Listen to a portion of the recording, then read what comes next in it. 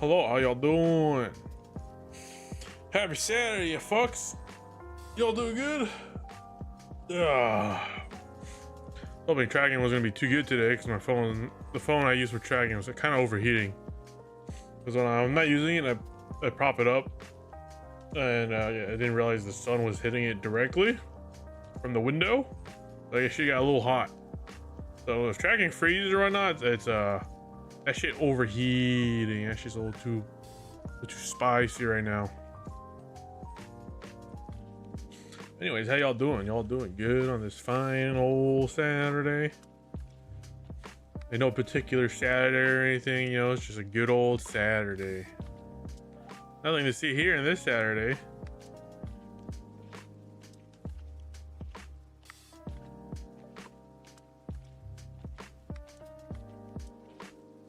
Little Evie. I'm feeling quite refreshed. A little hungry. Don't know how long we're gonna stream today. Maybe just like 3 hours, at most, probably. Because like I said, we're mostly just gonna hang out today because I do have some stuff to do. I need to book some things for later this month.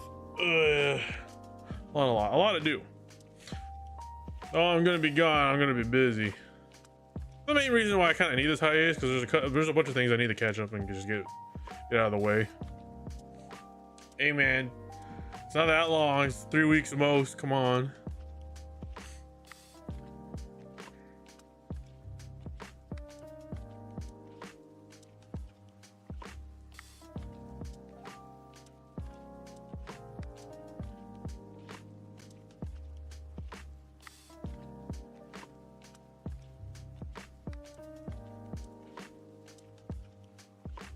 You know, Frost, you shouldn't be looking at your screen. It's very bad for your health.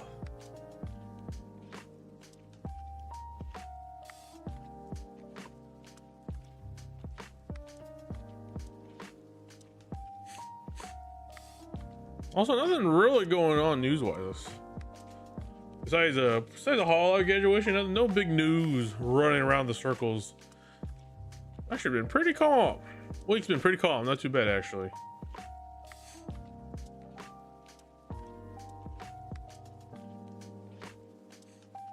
Nothing's on fire.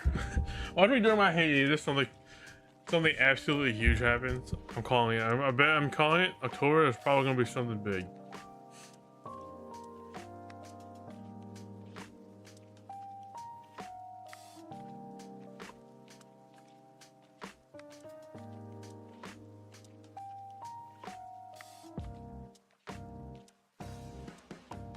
Probably having like my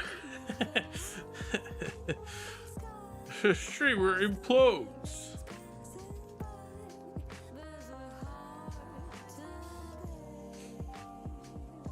So the plan is when we come back. Okay, so like I said, the main plan is the hiatus is most gonna run us 3 weeks.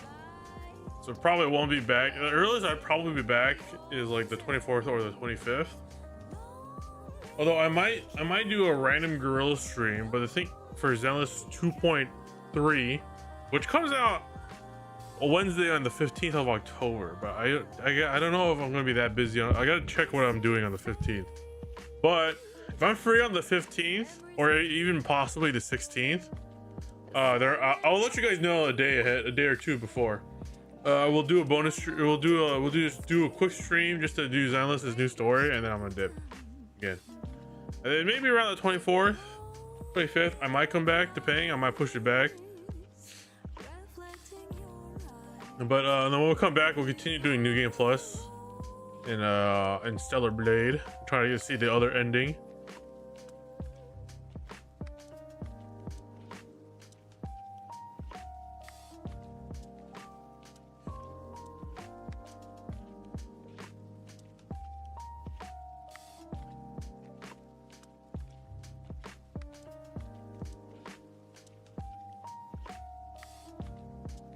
But I think that's all the plans. I'm trying to see. I don't think there's gonna be any other major gacha update coming in October, right? Because I guess the Halloween event for Nikkei this time around is supposed to be Resident Evil, but is the Resident Evil collab out yet? Y'all having fun with that one? I haven't really been hearing anyone talk about it. So I don't know if it's good or bad. It's just been silent. It's whatever. Yeah, I assume so.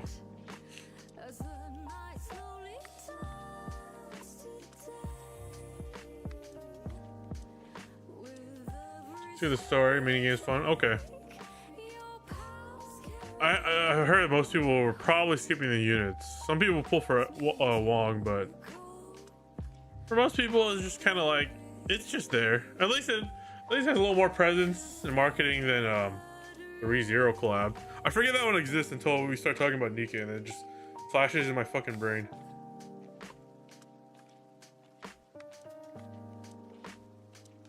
Going into the NA stream sometime in the 20th. 20th. That's the Nikkei's anniversary stream. You know what we could do then? If Nikkei's having the anniversary stream on the 20th, which might be the 19th technically on PST time, because I know they stream early morning there, which might be afternoon PST for us, for me, so that would probably be the 19th. So, there was the 26th. It could be. Well, we'll see. If they announce the stream, I'll probably watch it too and do another quick stream, because watching a stream is not that long. And if it's like, probably be like early in the morning. I don't know. I've never done a stream early in the morning, so we'll see. It's either we do that stream early in the morning or late as fucking night. But that's only if the stream is discussing the anniversary coming up. Otherwise, I'm skipping that stream reactions.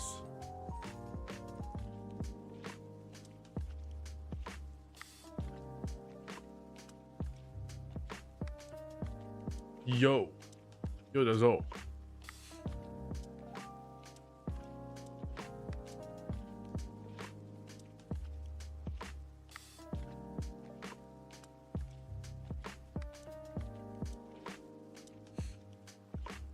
Thing is, I don't know what we would play after Stellar Blade though. We get a day for stream sometime upcoming next week, and then we'll see. Next week. Yippee. We'll see. If it is about the anniversary, we'll watch it.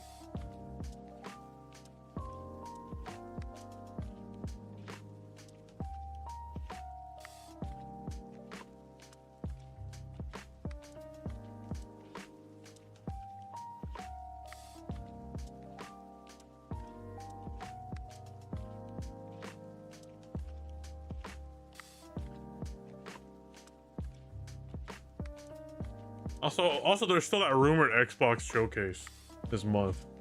Whenever if that also happens, we will watch that if it does happen, because Nintendo had theirs 2 months ago, Sony had theirs last month, and Xbox is rumored to have one this month. So we'll see. Is either Xbox gonna do this one or they're saving for the Game Awards? Because I feel like the Nintendo Direct kind of popped off. The PlayStation one or the Sony one was okay. And I think all three of those companies are saving their big game announcements for the Game Awards this year. I think the Game Awards, we're gonna get some big stuff for sure.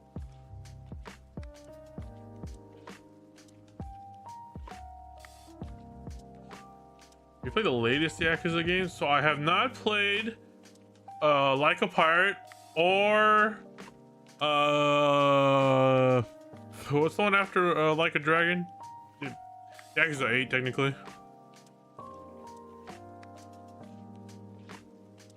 Yeah, I haven't played Yakuza 8. I don't think I even own those two games on Steam.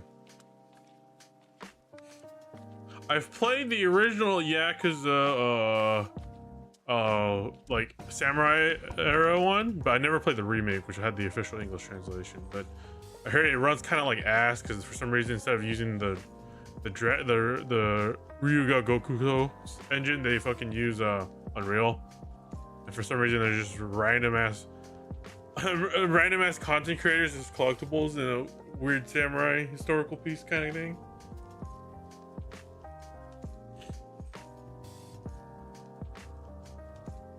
Hello, Vault.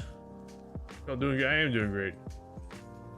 Oh yeah, I guess if they're sale on winter, I'll probably pick up those two Yakuza games. Now, bro, let's play Yakuza Dead Cells, the forgotten Yakuza spin-off game.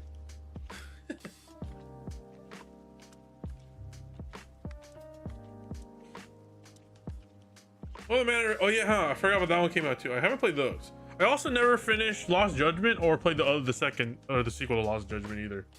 One day I'll get a port. One day. The Great Villainous. I've heard of that game. What is that game even about? I thought it was people. When people were talking about it, I thought they were talking. It sounds like an isekai title. But it's actually a game, right? You see, Great Villainous on Steam. Don't play the video. It's gonna ear blast everyone.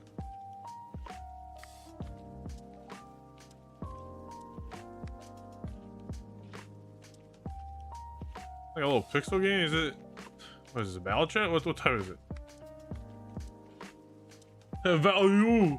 Fuck. Thick.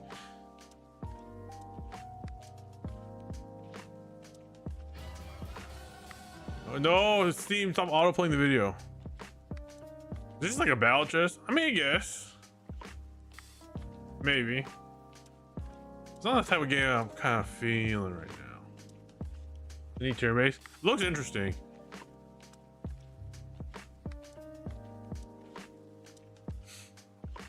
Okay, so there's Yakuza 3. Yakuza 3 Remastered, and now there's gonna be Yakuza Kiwami 3. So there's gonna be 3 versions of Yakuza 3. So what will happen to Yakuza 3 Remastered? Will it just be taken off the store and Kiwami will take place? They're gonna Kiwami 3 to 5? Or they're just only doing 3. That's another one. I don't mind playing Kiwami 3 as well.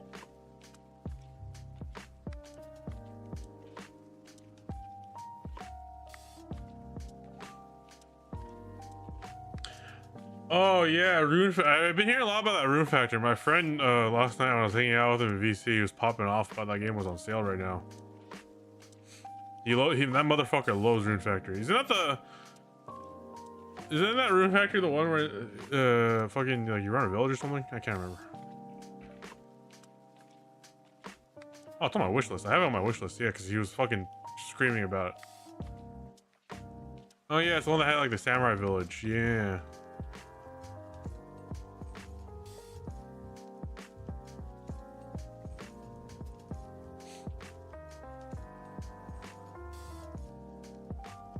They have a collab with the Sakura Rise of Ruin? Wow, that's cool. That's neato. I heard this Rune Factory looks so different from the other Rune Factories. Definitely is the most different looking Rune Factory. I mean, the other Rune Factories had this anime art style, but like I think this is the first Rune Factory that really had that flat, like anime art style.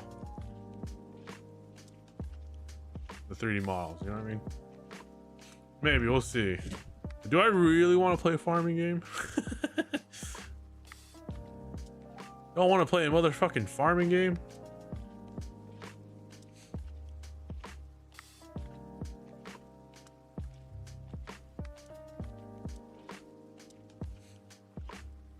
No, why not?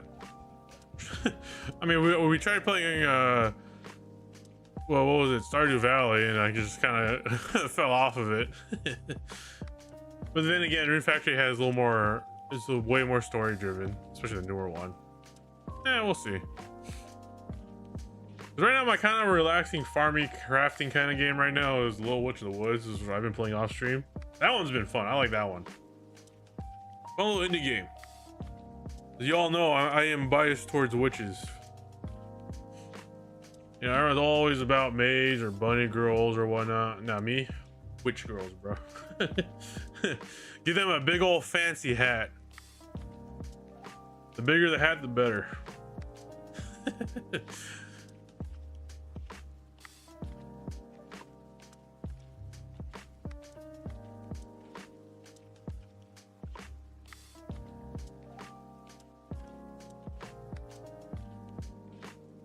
Or, you know, let's play RuneScape.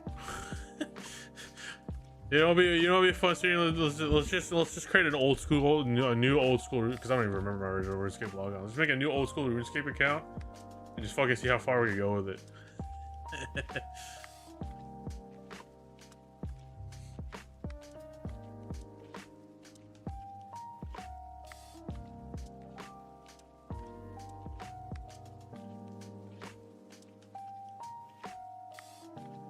Oh you know what's another game? I guess I could technically play V Rising because that game's no longer in early access. It's finally out. I forgot that game fully released. You could also play V Rising. That's another game that's been on my back burner.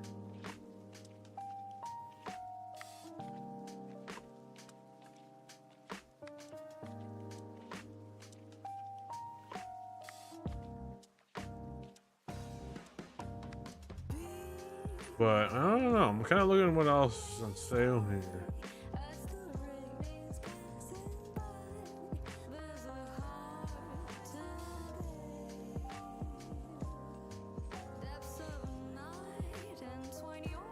A bunch of visual novels. I'm not too keen on playing visual novels. I mean, I think Valhalla is probably one of the standout reasons because that's my favorite VN.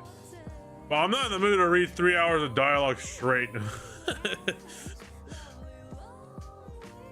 Because if you look at any of those streams where I played a visual novel, like halfway through, I just start slurring the words a little bit.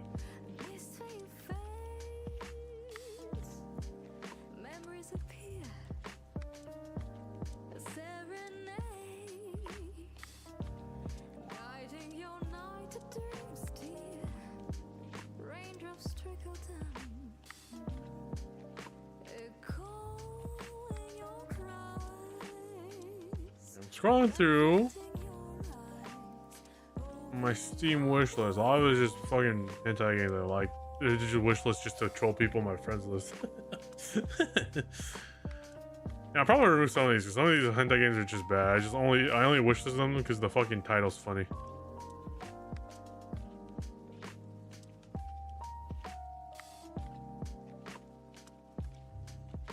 Oh, you're in reality. Maybe we'll see. I don't know, because VNs have been a lot of VNs have been hit or miss for me. I don't enjoy just playing straight VNs like I used to back in the day.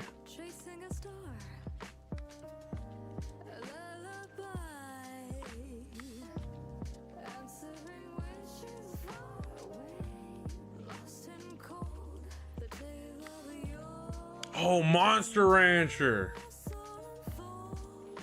Dude, you guys, you want to play? Dude, let's play Monster Ranch on stream. Oh, that's a classic game.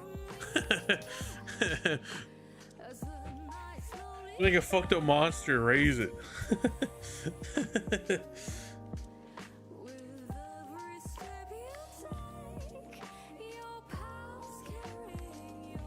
Monster Ranch, it's like a N64 era kind of like game. But it's made by Koei Tecmo back in the day. What you pretty much do is just raise a monster in a ranch, and you basically have him either do like dungeons or go take him to the arena, and he will auto battle another monster. Play Delta? No, no.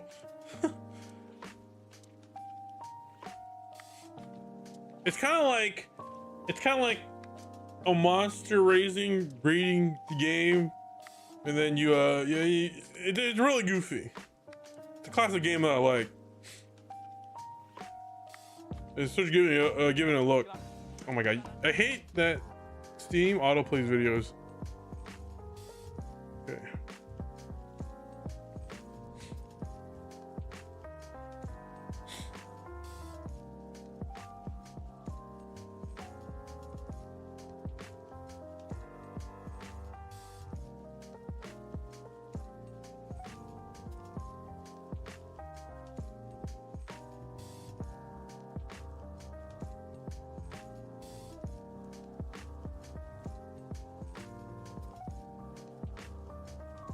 Digimon Story? Is that out? I forgot that game was gonna be real. Digimon Story. Oh, it came out this month, October 2nd.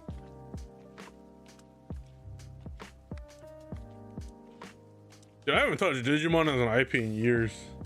Been doing pretty good. Digimon.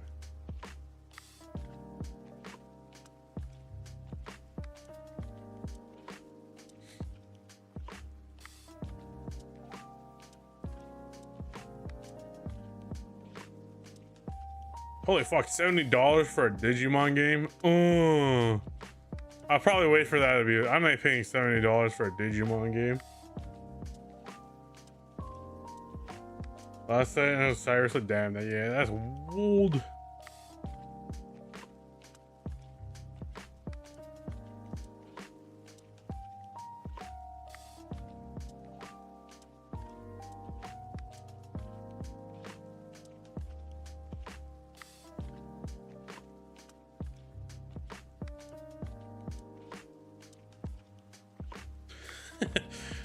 I don't know. Monster Rancher seems pretty funny though. I think Monster Rancher would probably be just a nice relax or like intermission game. I don't really have to think too hard or really pay attention to a story because all you really do is just fucking around, creating abominations. You know, I would like to play Borderlands 4, but the performance has been absolutely abysmal and they haven't patched it yet.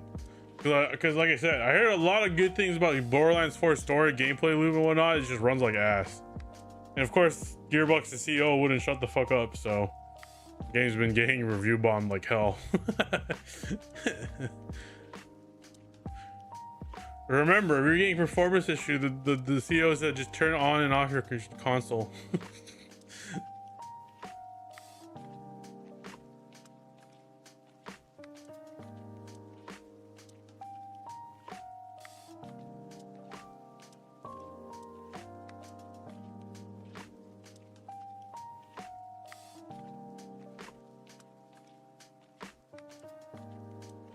We'll see. We'll see. There's probably a lot of games. Not worry now. I have to. I wouldn't mind playing a Taxes game again. Yeah.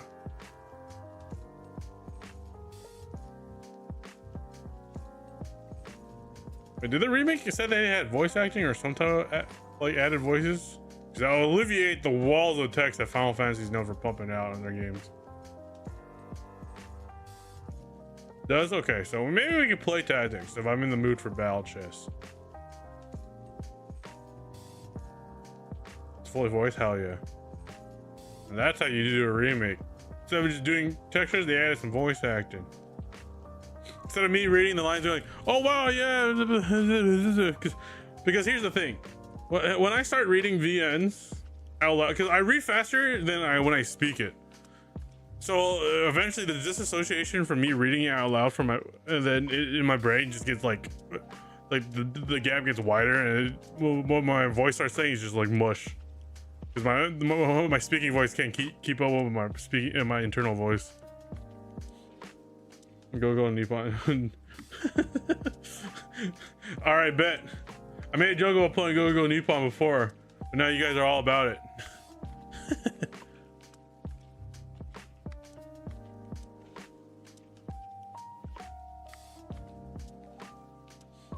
I know. I brought it up back in the day that we should play Go Nippon. In fact, the two characters were VTubers, promo VTubers for Go Nippon. And then they mysteriously graduated, and then half a year later, different twin VTuber team showed up.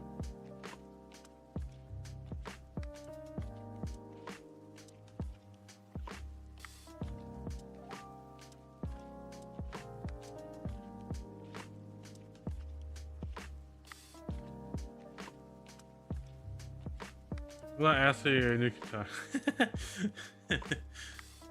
Animation's been wild for New Katashi, bro. Have you all been watching it? There's you ain't that without HRs, TRs, and 50. I remember when fucking eroges on Steam had to have H patches on a separate website just so they could have a Steam release, but now it seems like yeah, you can just have porn on our site now. So now a lot of the porn games like cool. We don't need to do H patches for the Steam versions anymore. It's just as is. Oh, you know what? There's a couple of Trials games that came out in the last like 2-3 years. We can play that one. Anyways, it's true, but it's wild that it is adapted regardless, though. With 12 episodes too, proper seasonal. I've been watching that too. You know, we can play Trials. There's been a Trials remake, 2 new Trials games in the last 2-3 years. I mean, Trials is another classic game for our anime IP.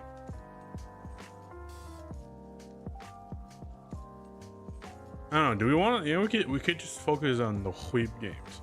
You know, as an anime game, I'm still waiting for a sequel. When will we ever get Scarlet Nexus 2, man? They left it. They left the ending so prime for a continuation of the sequel, but Bandai won't do anything about it.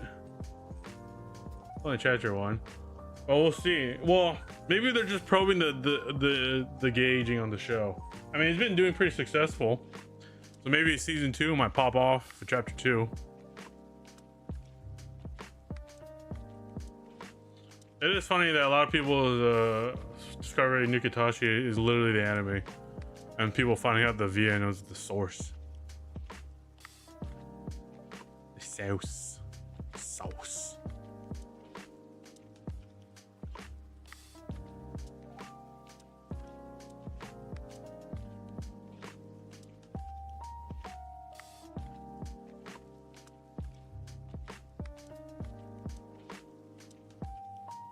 Look at also what's on sale.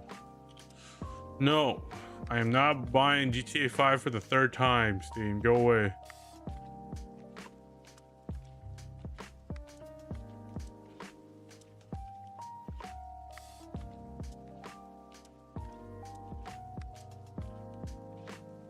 Yeah, nothing else really.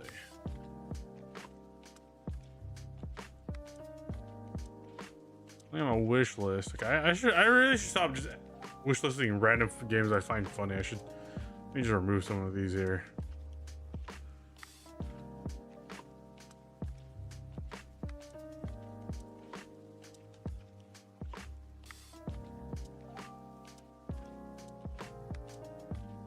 Remove that, remove this, remove that.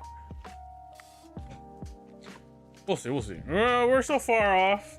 There's really no need to rush into what we'll play after Stellar Blade. I also probably won't 100% Stellar Blade on stream. I'll probably do it off stream though. I probably 100% because I'm actually more than halfway through the achievements. What do I need? Let me see. Unlocked all achievements. Yeah, collected all the cans. So I need to do that one. Catch all fish. There's only 20 fish, not bad. Apparently, I missed the one camp. Because there's an achievement that says activate all camps, and apparently I missed one, and I don't know where.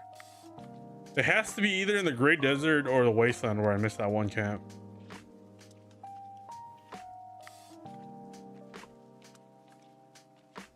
I'm also wondering, you need to dodge 200 attacks. That's gonna be annoying.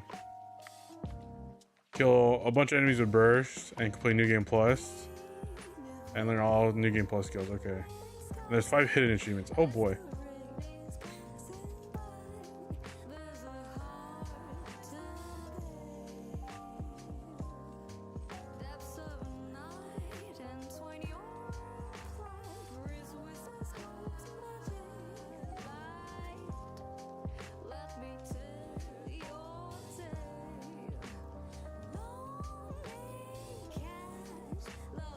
Yeah, I'm looking at my library. There's nothing else real. Let me see here.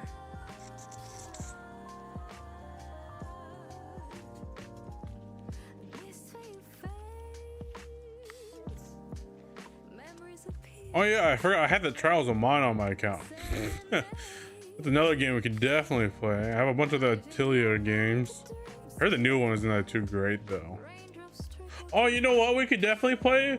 We could finally finish Megaten 5 because they came out on PC recently. And I remember I had to stop playing Megaten 5 as a series back when we first started streaming because the frame rate was hurting my eyes, dude. Like I was actually getting headaches playing Megaten 5 on the Switch back when it first released. I think we still have our Megaten 5 VOD on the original VOD channel. It's probably still sitting there. I just want the Persona 4 remake to come out already. I would love to play Persona 4 again.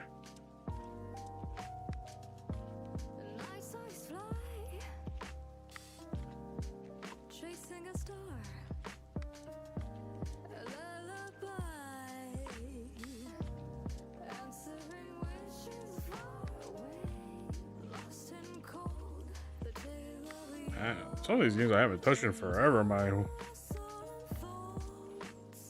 Dude, I completely forgot about this fucking game I bought way back in the day. Fucking Craftopia. What happened to this game? I'm buying this game's already 6 years old.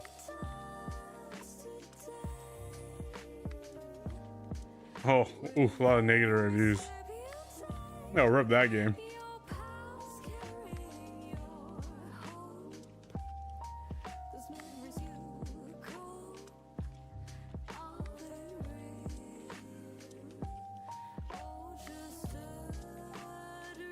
could also play a roguelike game, but there hasn't been any roguelike games to come out yet.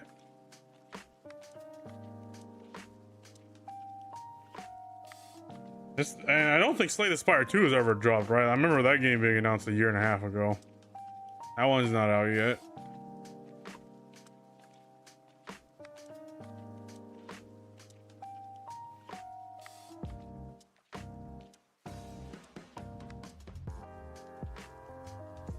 Yeah, maybe we could play Yakuza game. We could do Yakuza or Judgment. Definitely, those are the two. Those are the ones definitely floating up there.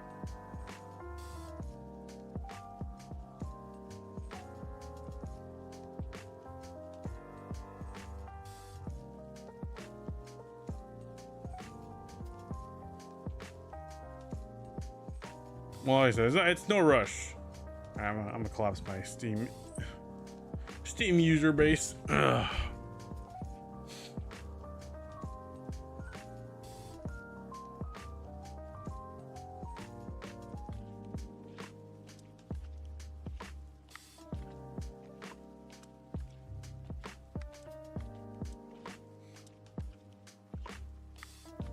There's also nothing on sale that I really want.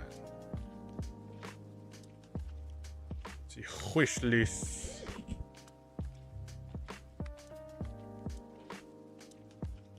Yeah, I need to clear my wish list. Let me just. Oh yeah, Hollow Atraxia is on it. You know, I might buy Hollow Atraxia because why not? I remember reading that one back in the day. I just like to own it.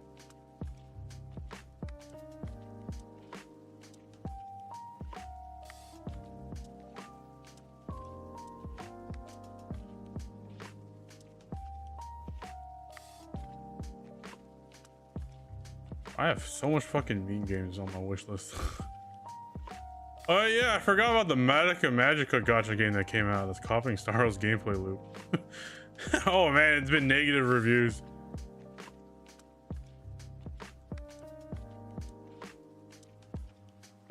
Oofies. That's a gacha game that's not gonna see. I was gonna probably see EOS pretty soon.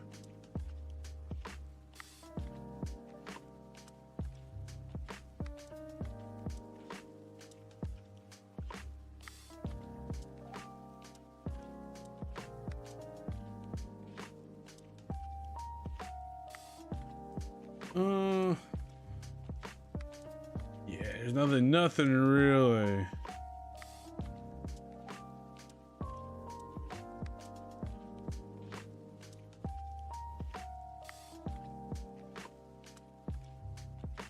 You know, I would like a new Gundam game.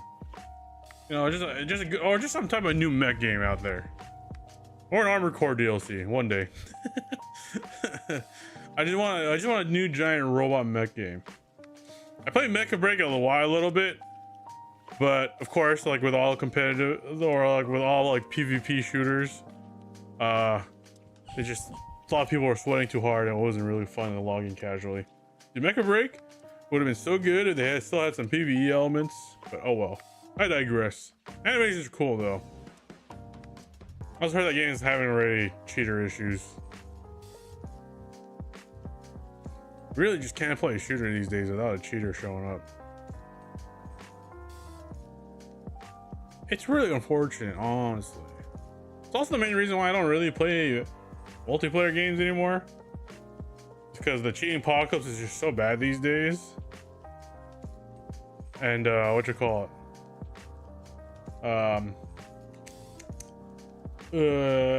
anti-cheats are like getting more and more ridiculous and getting more and more access into your deep operating system of your fucking computer, and they still just don't work. This is another main reason why I don't really like to play shooters.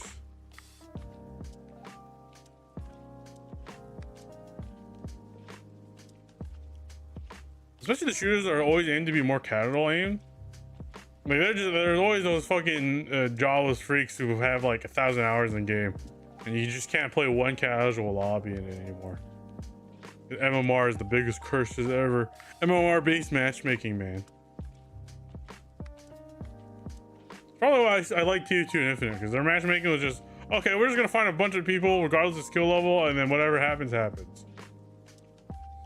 Yeah, maybe I'll download Infinite and just start playing that one again.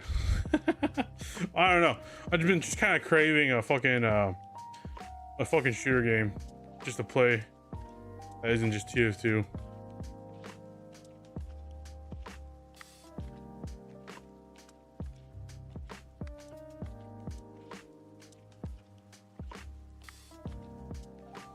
When phones update, they install some dumb mobile games and apps like fuck.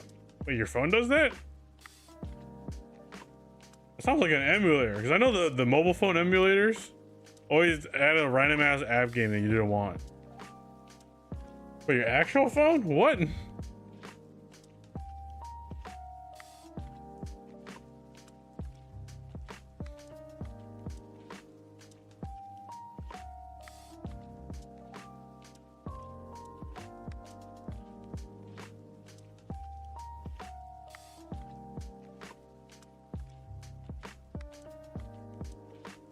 Since how it does? Oh. Ew.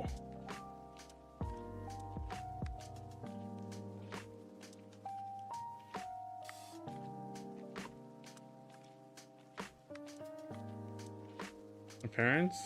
What phone are they using? What?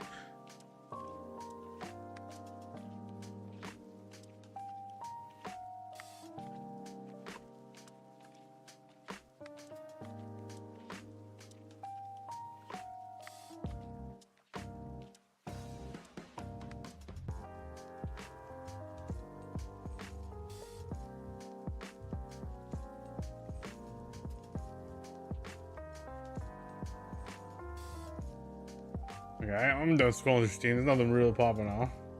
I don't know how, like, why? Is their phone compromised? Are you sure their phone isn't compromised? Is it a Google phone? Is it a Google Pixel? Android phones don't normally do that unless you're using this is some weird ass off-brand cheap Android phone.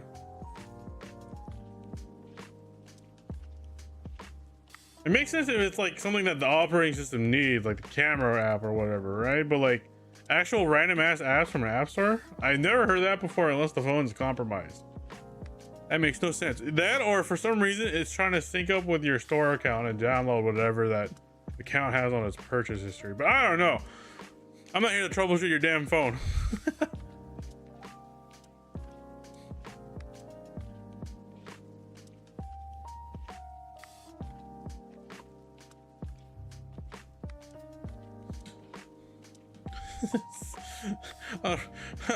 Me doing a stream. Oh yeah, guys, I'm gonna be gone for a couple months. The burning thing to tell me, my phone doesn't fucking work.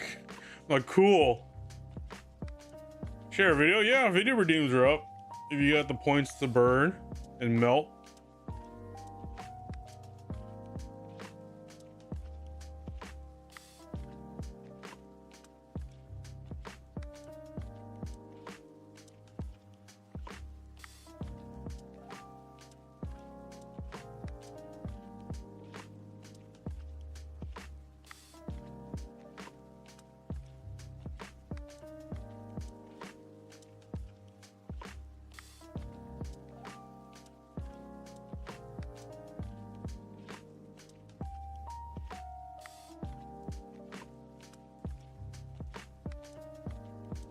Huh.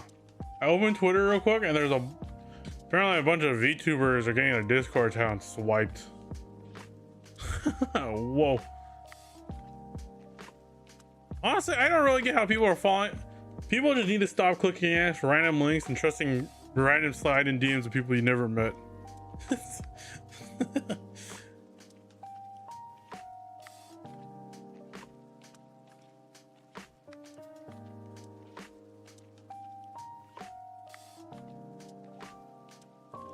I had a huge day league. Oh boy. Well, I said I'm all. The thing is, these mega corps are always gonna have a day league eventually.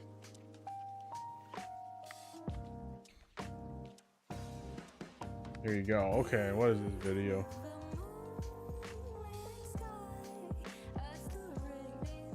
It's not loading your request. Okay, let me refresh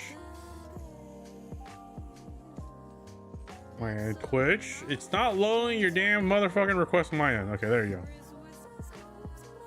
Can I Duolingo go away? I don't care about your promo. Fucking every time I reload my Twitch dashboard, put motherfucking Duolingo like, hey, you want people to get free Duolingo? No, I don't care. I heard Duolingo is not even a good way to learn a language.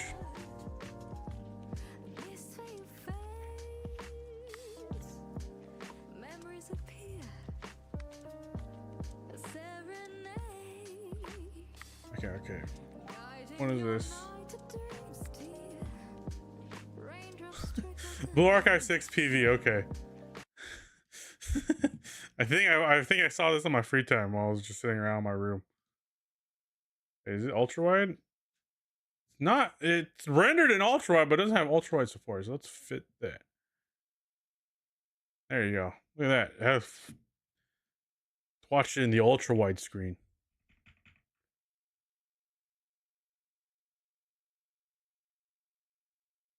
You validate your age. Discord UN. You got compromise. Oh, fortunately, I never had to validate anything. Hell yeah, dude. Let's go.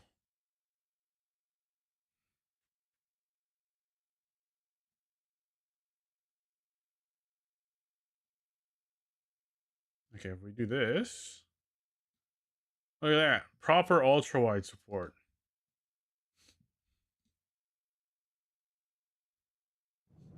You know what's the first thing I did when I woke up today? I didn't eat breakfast. I didn't use the restroom. I didn't wash my face. You know what I did?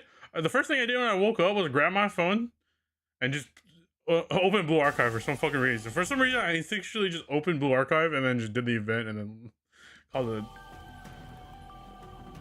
You know what's funny about the age verification? Because I remember when it first came out, people were using Norman Reedus' face in Death Stranding to age verify, and now people are using Kiryu's face. People are using.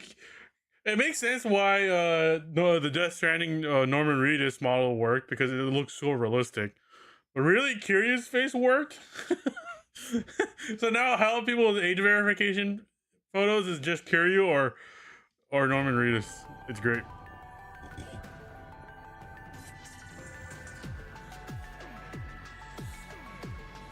One of them is definitely underdressed for the winter.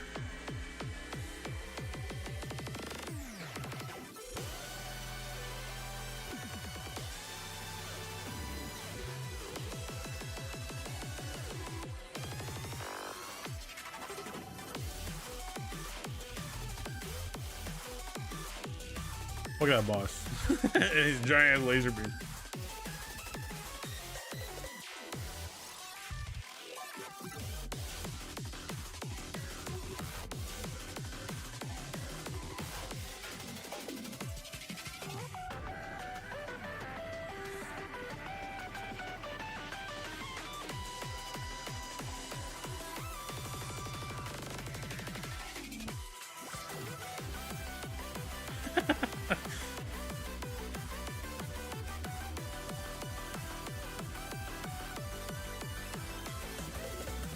There I was originally Steve Vault. I know the terms for Blue Archive, but I don't know like the inner working deep lore because I just play a funny cutting game. I just kind of glazed through Blue Archive's story. It's not like something I'm too deeply emotionally invested in.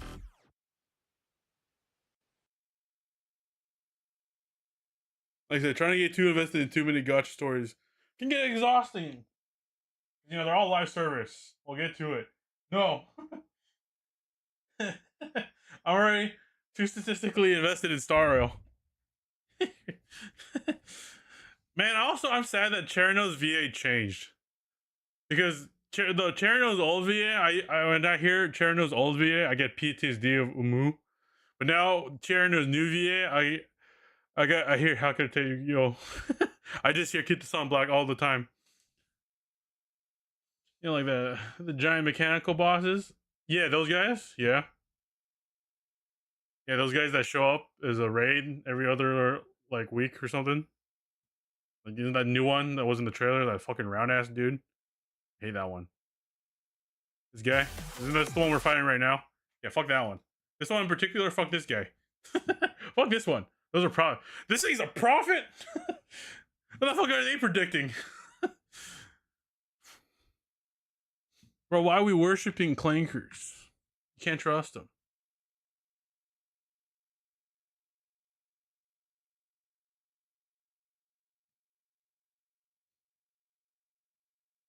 The prof.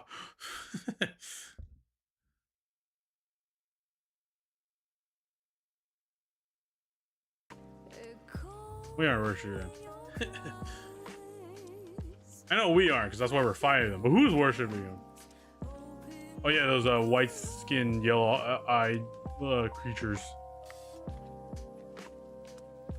They kind of remind me of the bad guys in Cancel, which I also forgot. I don't even remember much of Cancel anymore. I used to know that. I think the only like gacha games that I probably remember the lore deep of, even though I don't play anymore, I think the only one's probably Fate. Fate's like the only lore that of a gacha game I still remember like deep in my core. Also Impact 3rd, but only up till Elysia. So anything after that I don't really have in my I don't know anything about. These are the only two gachas. It's also why I've been enjoying Star Rail too much, especially 3.x. To worship a vending machine. Kevin. Look, man, if Star Rail 3.7 ends with true playing, I'm gonna absolutely bawl my eyes out. I don't care if it's on stream, I'm absolutely fucking destroyed. I really don't know how they're gonna end Amphorius. I also don't know how they're gonna top Amphorius. That's the other thing. I don't know how I was gonna do it. Like Bellbog was cool, it got you into the game, but it was like, okay, this game is worth investing. Lofu fell off hard. Penacony was a slow build, really slow, but payoff was great. And Amphorius has just been a straight shot of craziness all the way through. So, elation, baby. The fuck is AI gonna do? I think the last time we interacted with Elations, they saved us from being stabbed from Poco back in the simulated universe. I feel like they're setting up Poco because they've been name dropping Poco a lot since in recent updates. And Valacia's next, and Valacia was the one who saved us from being shanked by her. Well,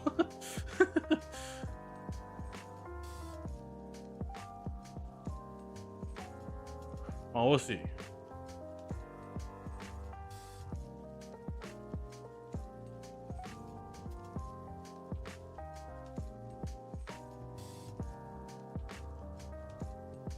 It is a found girl like this outside reality itself. True.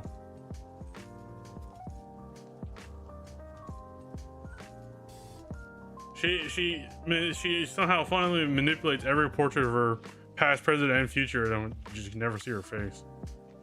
Truly terrifying.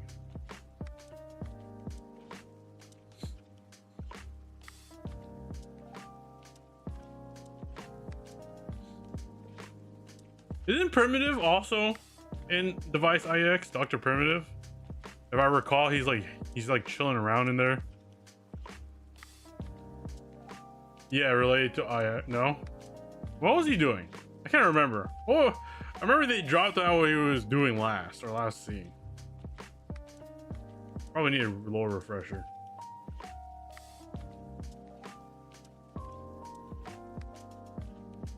These are okay.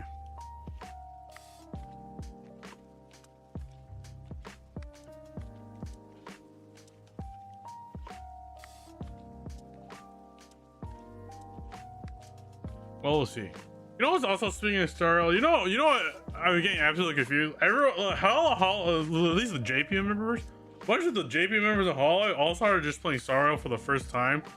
So when I open my For You page or my homepage on YouTube, it's just all their fucking VODs. I'm like, huh? Because they all heard about Amphorius.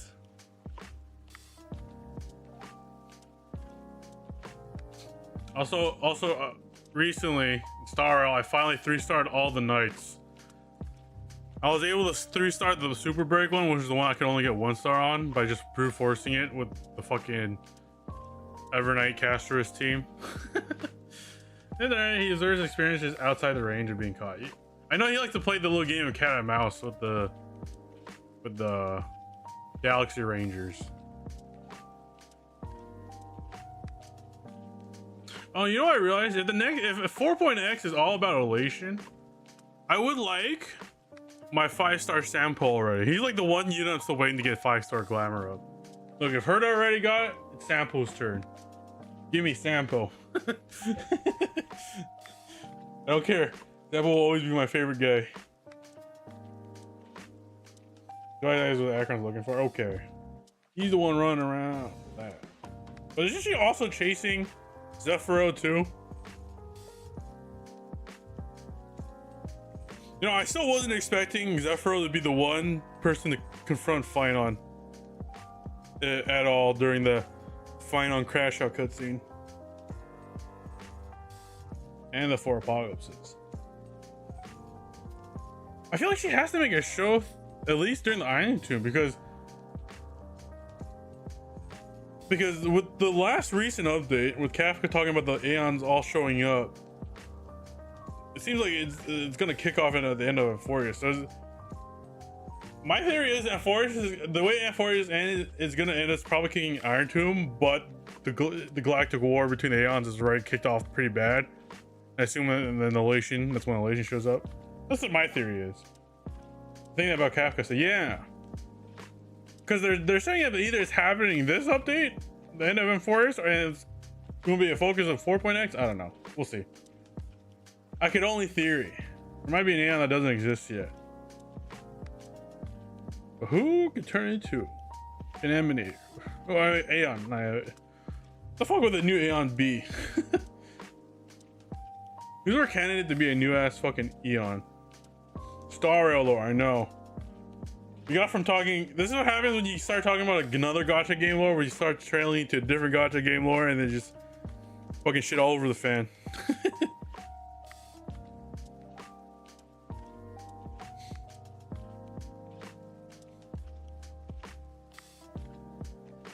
Something else moving backwards time, like something that doesn't. True.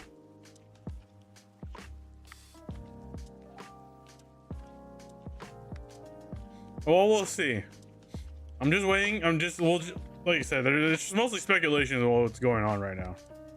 Although my theory is, even though we kill Iron Tomb, the war between Eons is going to kick off pretty bad after, leading to probably the whole 4.x thing. Emanator, I'm hoping, bro. I'm waiting for my boy to get his 5-star go up.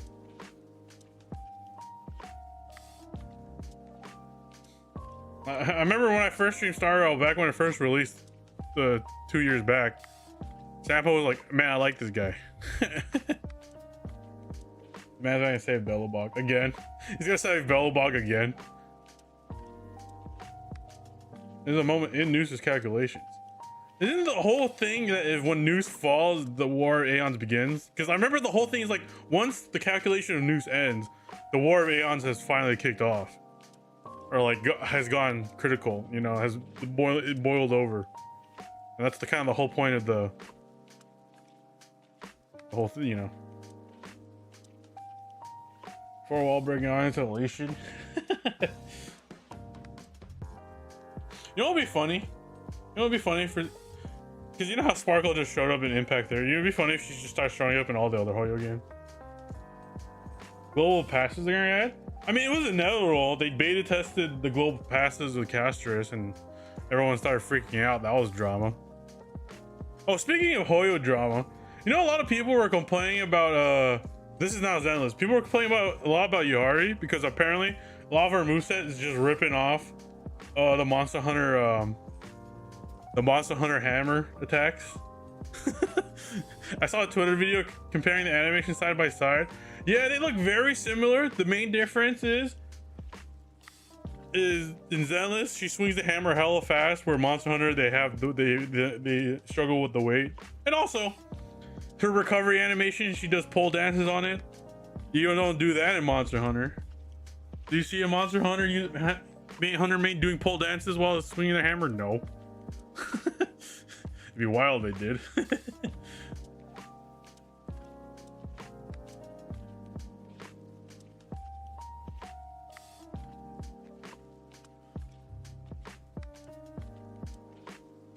We'll push on a few more. What's the healing preserver global pass?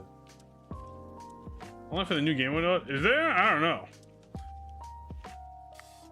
I mean, I don't mind global passes, but if they're like something that, like, they should just be something extra. Like the global passive of your teammate getting revived is fine.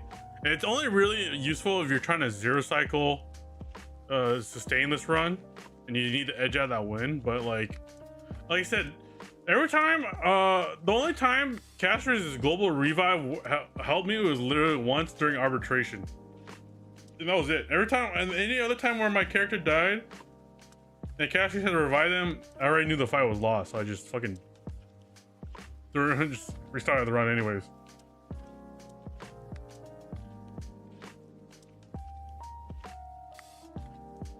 You're getting sure new skills and animations. Honestly, they really do need to work because Star Rail has an issue where over half their cast is absolutely useless right now. I'm not even kidding. Like literally 50% of their units do nothing to support the current modern game state. So hopefully this new mode where they're experimenting with new skills is probably their beta test for reworks. Well, I was surprised. Is Locha dropping from literally tier 4 to all the way to like tier 1? Solely because he's just there for people who have cast rates and no Hyacinth, or just need him for like a fine on team or something. Just delete casters, Hyacinth, and Evernight. But I like at least all of them. I like Evernight the most. E2 and Evernight kind of going crazy though. Yeah, my Evernight's at E2 too, by the way. Yeah, Locha behind. Dude, I remember pulling. Dude, when I remember pulling Locha when his banner first came out because he was like the only other meaningful sustain back in 1.1. The scaling synergies were a mistake. Yeah. I'm sad that the Caster's Hyacinth Evernight is going to be the new floor. Because remember, because like I said, the floor was Acheron, not the ceiling. Everyone thought Acheron was going to be the ceiling. No, she was the new floor. And now everyone thinks Caster's Hyacinth Evernight is going to be the new floor. Also, apparently we haven't had a abundance unit released in almost 2 years now. Technically we have Hyacinth, but choose a remembrance. This guy's abundance character.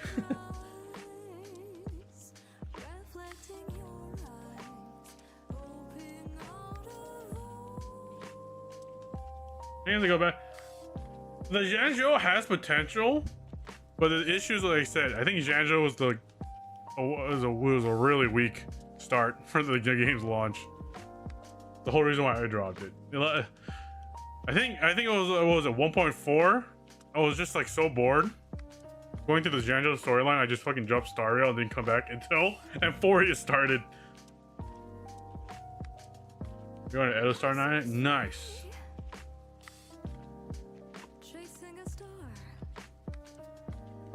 So for the whole, we are getting a single remember.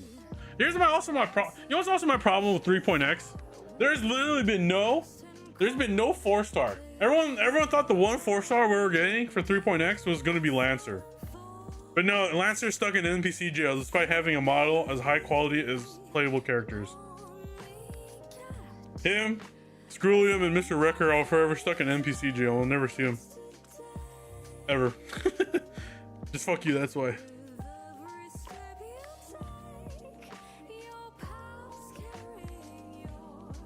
I don't really care for 4 stars. Hey man, when you especially with this, like when you're running out of teams and you need to move units around for stuff like anomaly arbitrations, trying to get those low cycles. Hey man, those 4 stars come in clutch, all right? Everyone in Forest, okay, I get in Forest, everyone's too fucking important. That's why everyone thought Lancer was gonna be the one 4-star, because you know, Lancer. Poor Ku could never stand as a glorious 5-star unless it's his berserker form.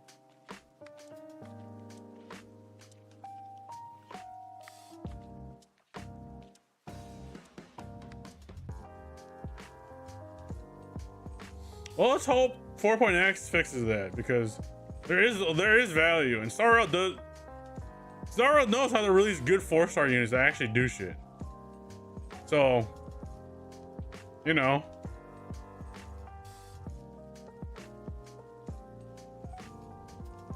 It's kind of you for expecting anything good to happen. Land. Look, man, I just want my boy. We'll focus on the relation. Yeah, and here's the thing: we're gonna get. Okay, what are only non-remembrance units we got? For 3.x, it was Louis Hysilins and Don Hung, right? Everyone else has been remembrance. Oh no, a Tribby as well, a Tribby. So at least we have 3 non-remembrance units. Sparkle supporting Sparkle.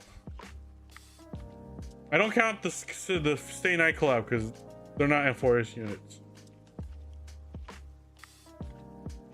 Oh yeah, also, oh yeah, what's her name? Short Angry Monarch. Oh yeah, and Finon. I forgot Finon exists. Yeah. Never mind. So we actually had a lot. I guess it's just Remembrance has just been such on the foreground. And Naxa. Oh yeah, Naxa exists too. I guess I'm just too used to seeing Casters everywhere. Everyone just clearing everything with Caster Rice. Saridra, yeah, Angry Little Mark. I forgot about that. So okay, so about half of Emphorius wasn't Remembrance, which is good.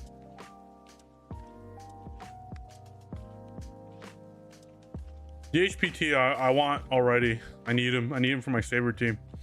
Throw him on my Saber. I need him because I'm literally my sustains are spaced out thin now. I need a new sustain. And Don Hung, throw him in there.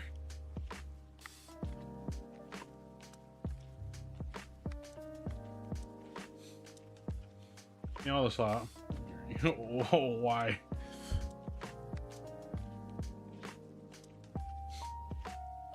Me just been enjoying my Cyrene stuff. Oh, for her carrying all the healing. Who's the one healer I want, and it has and she hasn't been rerun since I've returned. I need her. Oh yeah, you know how I have Kafka as my keyboard, and I just pre-ordered the Evernight controller. Now I know what to put on my fight stick. I think I'm just gonna, like I said, I'm gonna keep it all Star Rail theme. I think for my fight stick, I'm gonna do Cyrene. Yeah, I'll commission someone to draw a really cool ass Cyrene art. Then I'll do like the graphic design around it for the fight stick. Ooh, delicious. I only use Hula Hoof because I need it just because of energy regen, i.e. for Saber, but then again we have Don Hung, so I guess I won't need her if I could just throw Don Hung in there. Because my Saber energy isn't too bad. I think it's Hula Hoof I need more for my Agalaya team. She's definitely needed on Agalaya because Agalaya is rough. A lot of people say use Hula Hula on the new Dot team, but like Hula Hula doesn't really give you skill points. I actually like using Fushuan more on my Dot team. My Dot team right now consists of Hysilins, Kafka, Cypher, and Fushuan. I know a lot of people say use Black Swan, but I kind of like having Cypher because she really does help the backloaded damage that Dot does and just brings it out with your giant ass fucking burst. I know their buffs are wasted on Dot, but is there really sustain that works on Dot though? Because Dot doesn't really have a sustain, do they? Like there's Hua Hua who gives energy. But my Dots pump energy so fast already. Attack, well, I guess true. But I don't have Hua Hua anyways. And she's SP mod. Is she? I feel like if you don't skill Hua Hua a lot, you know, you ain't gonna get her ultimate in time.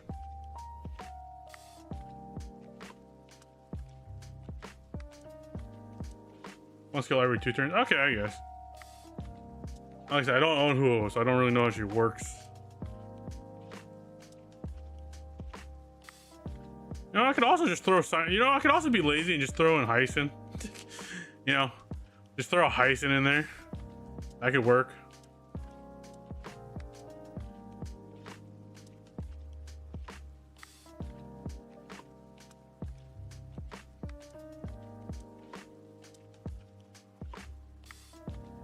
Or would a Lingsha work? I think my Lingsha's only be used in one other team. Maybe Lingsha could work. I don't know. Like I said, my dot team doesn't really need a sustain help because they kill everything so fast, especially with all the action self-advancing they do. Just not as good as a cat. Yeah, Hyson is just kind of. I don't know why I got that emote. I think I was just scrolling to 7TV. It's like, I like that Hyson emote.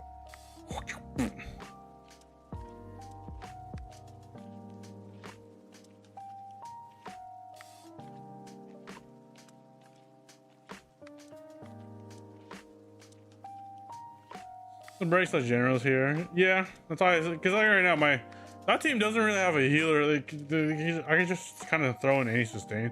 Hell, I have a Japar that I've never finished building. Oh, it's been sitting in my account since like 1.1. maybe I should just be a meme and just put Japar on that team. Give him some limelight.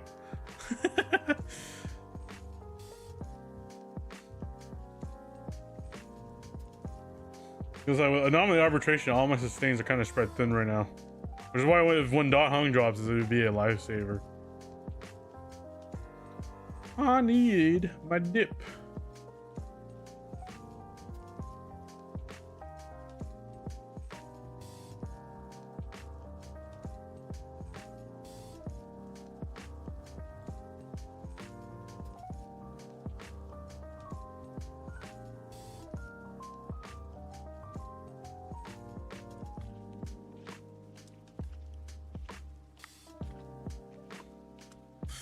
Oh, scrolling through YouTube, and I got recommended my favorite journal clips. The one with Sarini, though. Dude, sorry, I am going to whale hard for Sarini. I am going to throw all those Stellar J's at it. Thank God Don Hung is free. And I could just use all my free Stellar J's to pull for the Lycone. I've been going through a lot. I've been speedrunning a lot of the older content in Star Rail that I've pretty much been I missed out on. And I've been that's a lot of J's just chilling on my account now. I'm just gonna do it so I can get the Lycone. The FTP. I wish for your. Oh, I wish you good luck on your journey. Maybe she sucks. A lot of people are mad that her ultimate is 22 seconds long on fast. Almost 50 seconds when you play at normal speed. Zephyr cast. You don't like Caster Reese? Caster Rice?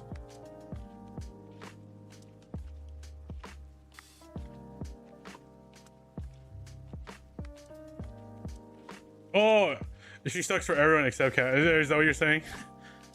The issue, I think another problem with Sarini is her buffs only work on other flame chasers. Her buffs aren't generic enough to worth using on any other team that doesn't have a flame chaser on it.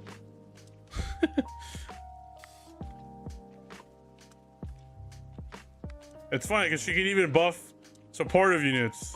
She has unique buffs for like the other buffers, which is just why though.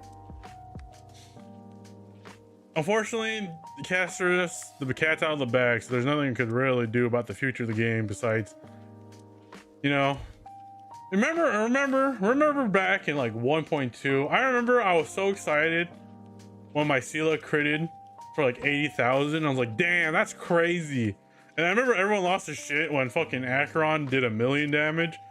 And now I'm doing anomaly arbitration, and my fucking Casterus and my Evernight both equally do like 500 million damage, and I'm just like, wow, I barely did anything to this fucking boss.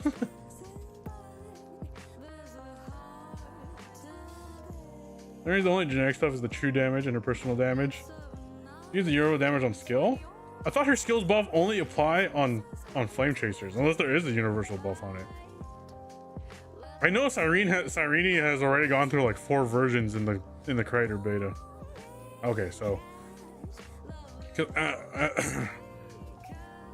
doesn't matter, because I'm only going to be throwing my Sarini on my fucking Casterus team, and maybe if Finon gets rerun, I'll probably grab him. You still apply to non-Chrysos? Okay.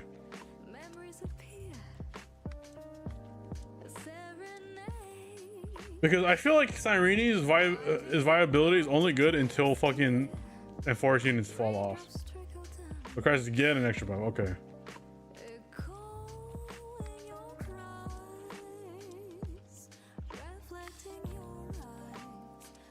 Also, Hoyo's been keeping a very tight league on what the name of her memo sprite is. I will laugh my ass off. It is Elysia though.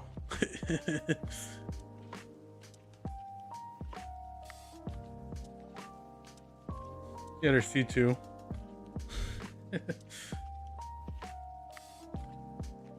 Or E2. Yeah, like C2. You mean E2? Because Constellation is Gem shit.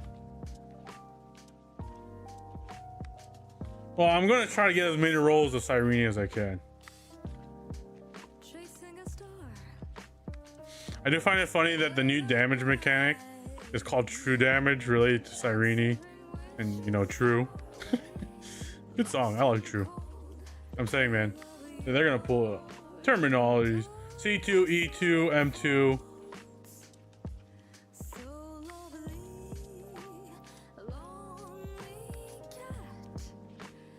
And then for weapons like R1, and then S1, right? Or L1. What the fuck do they use for they use S for light cone? Oh yeah, because it's super in position. Yeah. And then I think Z's O because overclocking. Overclock.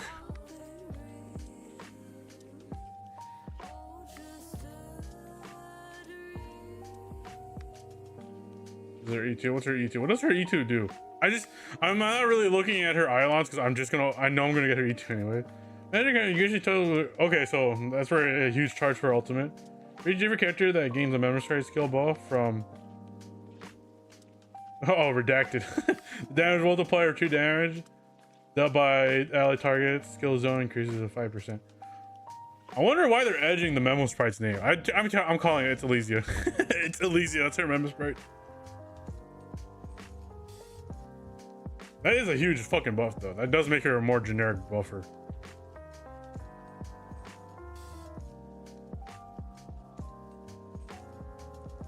I think because I don't have a unit that I've E6 yet in Star Rail. I already have in Genshin. I have the C6 Ganyu. In Zenless, I have the M6 Bernice, but I don't have one for Star Rail yet. I think Cyrene might be the one. I mean, finally this camera goes on. Welcome back, Elysia. Right? Exactly.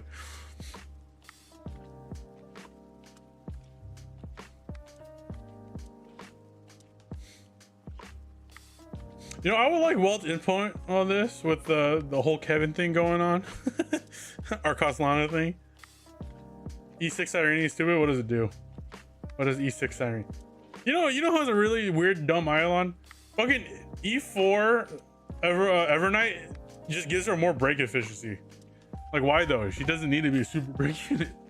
They use her ultimate for the first time, allies on each time. When Elysia triggers Eidolon backward, the begins with multiple arrows. These number of times has been triggered, gaining effects one time, increases all right. So what the fuck? What? Wait, her E6 turns into a Robin? What? What?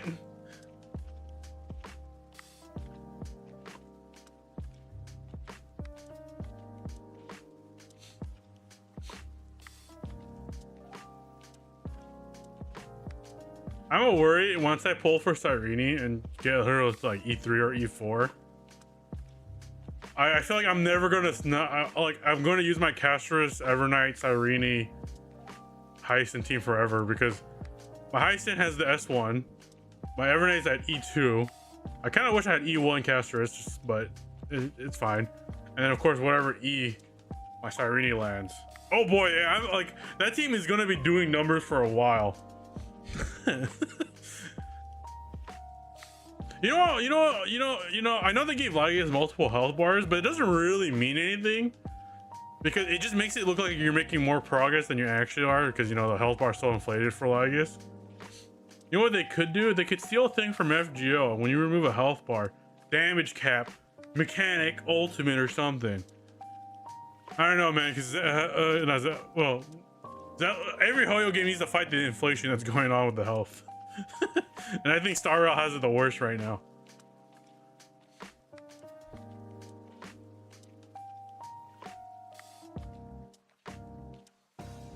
Because you know something's wrong when you see your damage dealer doing like 80 million damage and you're not even batting an eye because you barely did like 5% damage.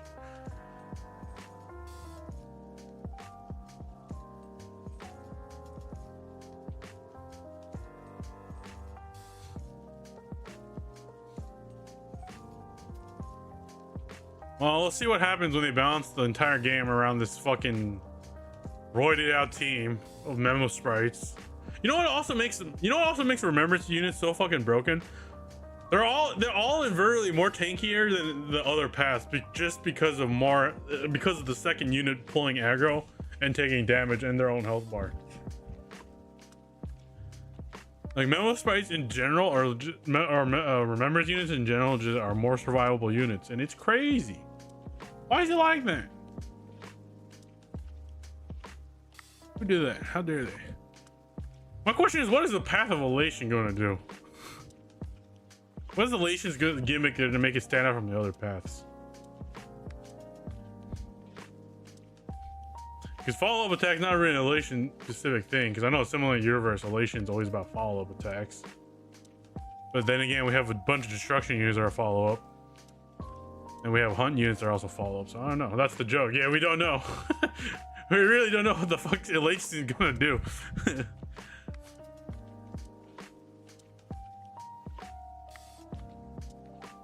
Global skills? Maybe? I don't know. Then that's not really unique because Cast Race is a global skill. That's under lock and key. Yeah, we'll see.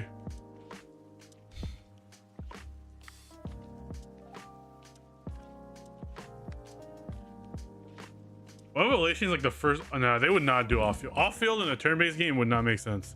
In fact, that'd be way too fucking broken.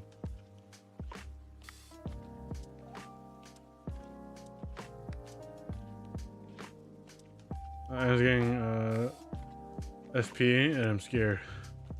They give Himiko a sword.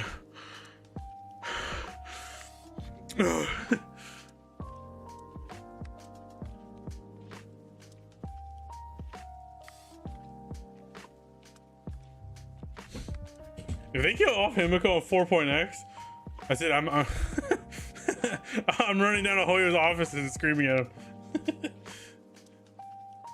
Let us have this one thing, please.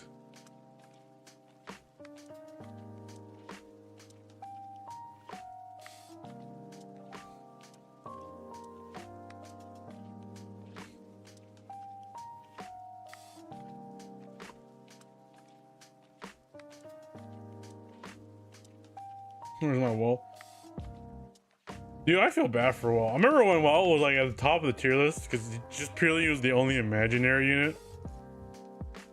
And now, no one, what is it? Preservation, Trailblazer, Walt, and whatnot, like no one uses them.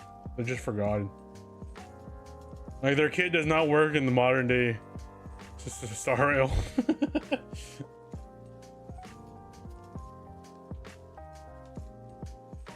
Like all Walt's like gimmick is to weakness break the enemy and slow them down, which is kind of unneeded if you do so much damage these days.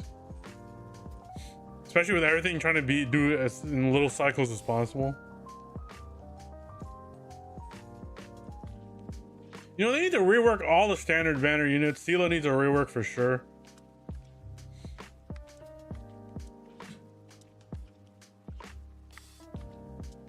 You know, with how big Hoyo is, they should just have a team dedicated to reworking old units, like some other games do.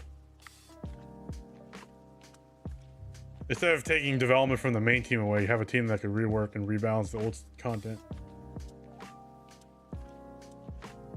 Yeah, you know, well, it's such a crazy character.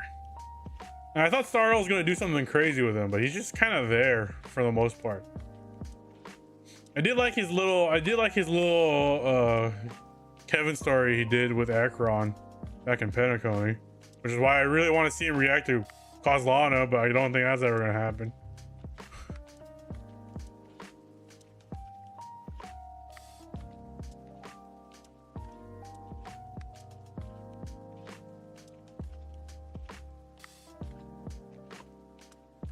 It's hilarious. Story I want this game to last decades, I guess.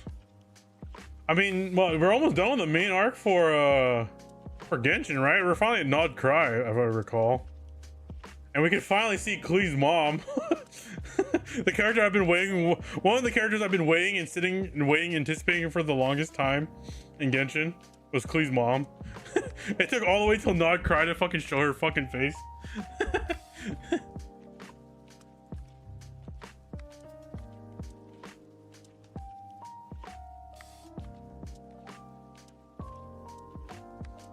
Yeah, I remember the good days of Genshin 1.0 too. Those were fun. Running around as Klee and murdering everything. But not Schneider. I'll come back to Genshin when Celestia drops, and that just means I gotta speed run through every fucking story point though. It was first seemed like to me a way of telling the fans that the universe is huge and people somebody is trying to do this, but they're not the same. Treat them as unique characters. They say that. But the Flame Chase and Cyrene's story is so close already to Elysia's story. Like, which way do we go? It goes both ways.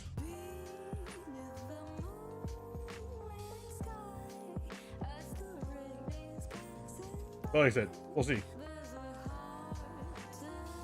Eh.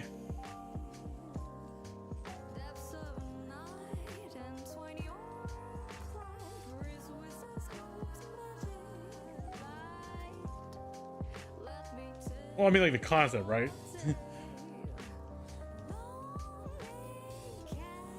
I mean, that's kind of Hoyo's thing, barring conceptualities. That's what links their universes.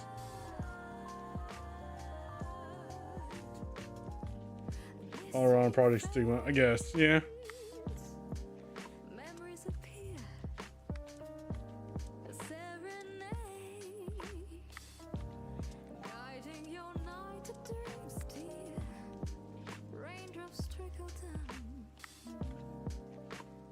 What I'm more curious really is about is how Elation shows up. Because I kind of know, we all know that we're just gonna murder Iron Tube.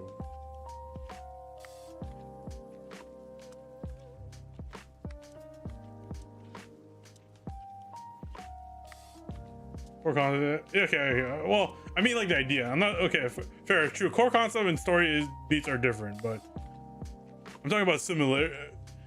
I know the whole point, but like, you know, Hoyo likes their similarities. Including Nightcry, okay.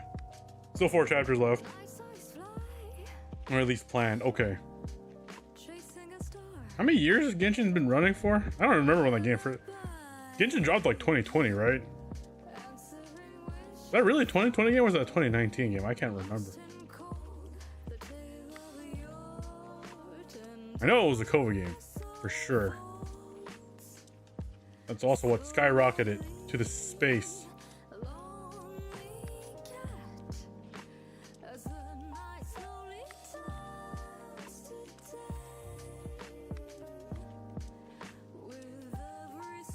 Oh, I completely forgot about Conrio, huh? I completely forgot about Conrio. I was like, what's the 4th one? Conrio, yeah. Conrio, we're missing that one.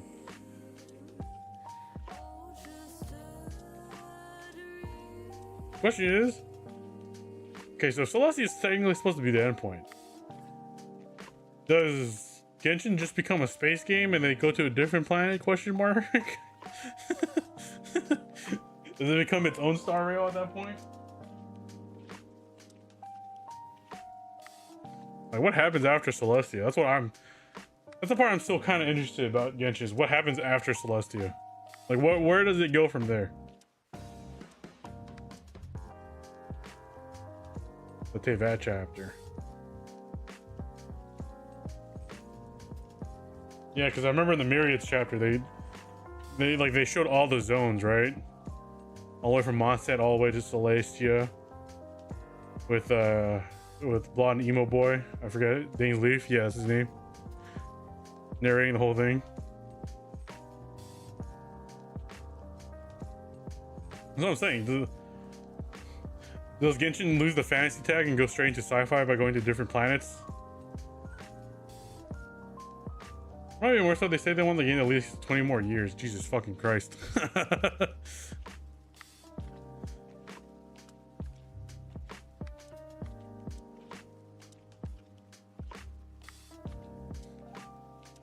Like I can see Star Rail having potential lasting forever, because you know they have the advantage of going to different planets and possibly galaxies at one point.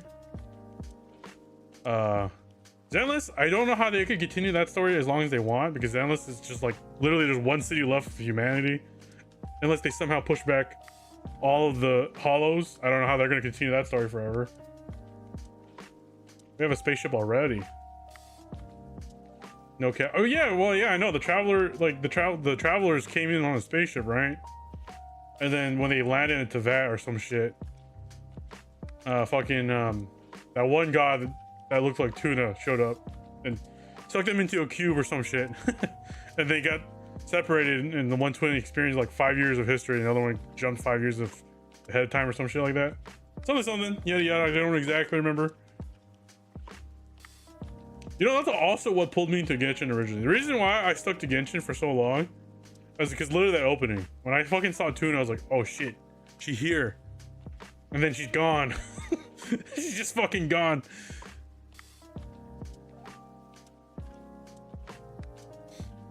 One day Star Rail will give us Tuna. One day.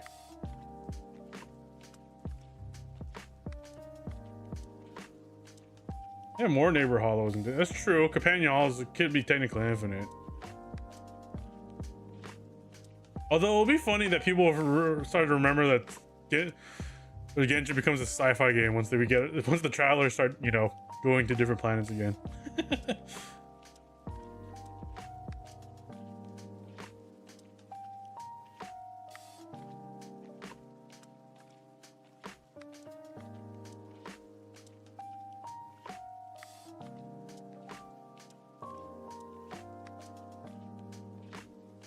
Yeah, isn't there a unit in Genshin that's literally just the fucking Persona 3 robot girl, don't copy, steal my work kind of thing? I remember just seeing a bunch of people talking about that on Twitter for a while.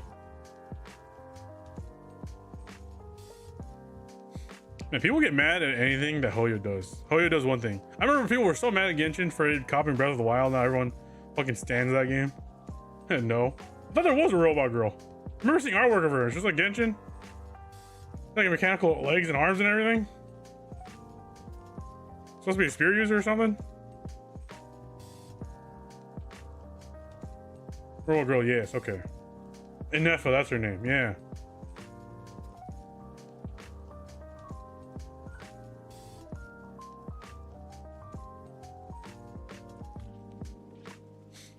Unfortunately, we're in a day and age people cannot tell the difference between inspired and stealing. Or just straight up coincidental similarity, you know what I mean? No way she's resembling Aegis. This is what people on Twitter are getting mad about. Like I said, you know, Twitter people. Aegis. And oh. Dude, I remember people getting mad that Anana had boring animations.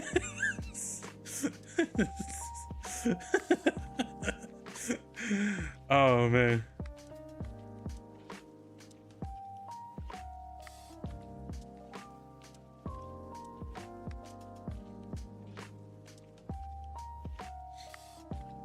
No, I'm just like no. What I'm just trying to bring to light is that people get mad at Hoyo doing literally anything.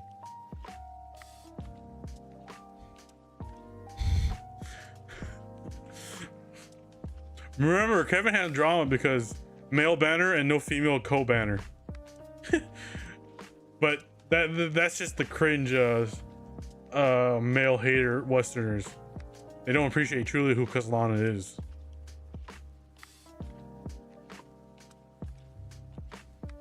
Creating drama.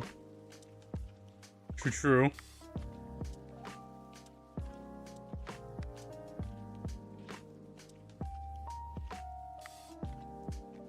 Yeah, as I was saying, back when Genshin was first revealed, I remember people in protest were smashing like their PlayStations and then holding up Nintendo Switches like Breath of the Wild was like some holy grail of video games. I'm like, what?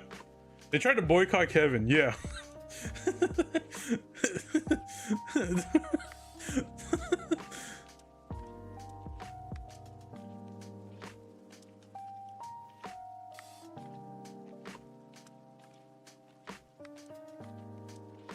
Drama CCs are just weird. Well, and then of course there's always the ones who farm the drama off of it. You know, it's just kind of the inevitable circle jerk with the whole thing.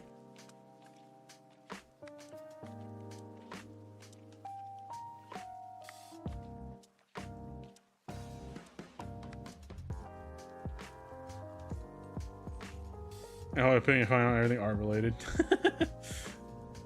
Remember Archer drama? People were mad. People stopped playing Starro in protest because they forced Archer into your account.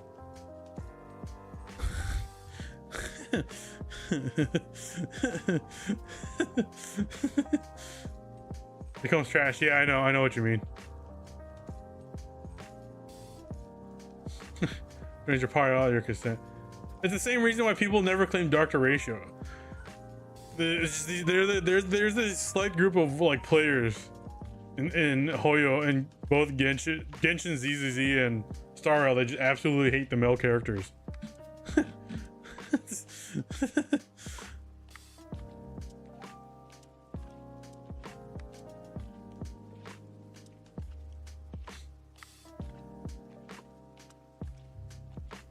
And you know what's funny? You know, I realized every free unit in Star Rail has been a dude. Ivan husbands are only crit, right?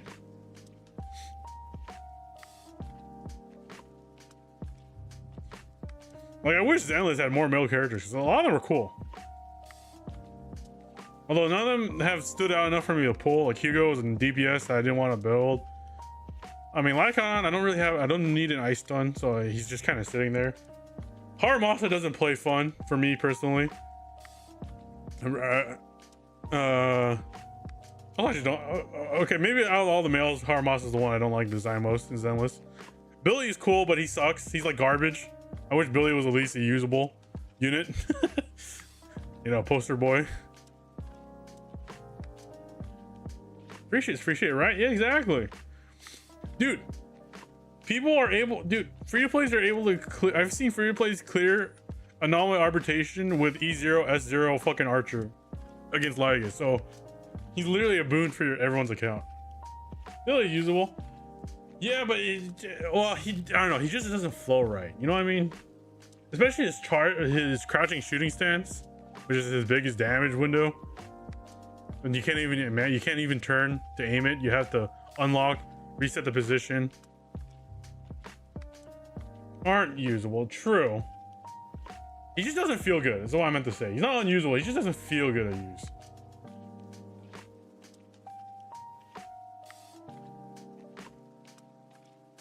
But fortunately, A ranks are still fucking doing great. Lighter doing crazy numbers, yeah. Actually, you know who's an A rank? I don't think really does anything. Ben. I don't think Ben does anything. What does Ben do as an A rank? I actually don't know what Ben Kit does. And I know from Kaleda mains, actually having Ben on your team makes Kaleda worse because for like an extra 2 seconds of animation, you only get like a 5% increase in the actual performance. Shield. He does a shield. Okay. He's just referring to us, I guess.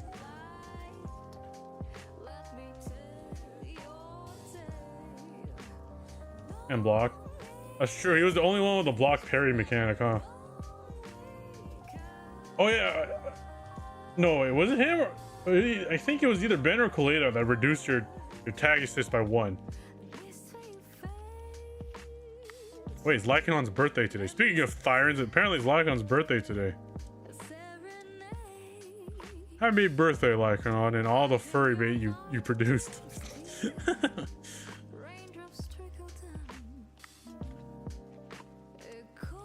I don't care. Lycanon's a furry. His story and Hugo's story was well written. I enjoyed it thoroughly.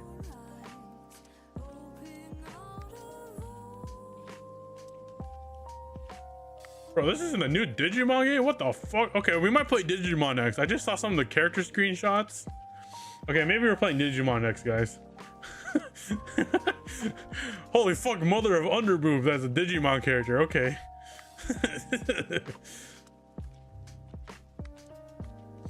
Alright, chat, I know we're playing after Stellar Blade. We're playing Digimon. For no reason.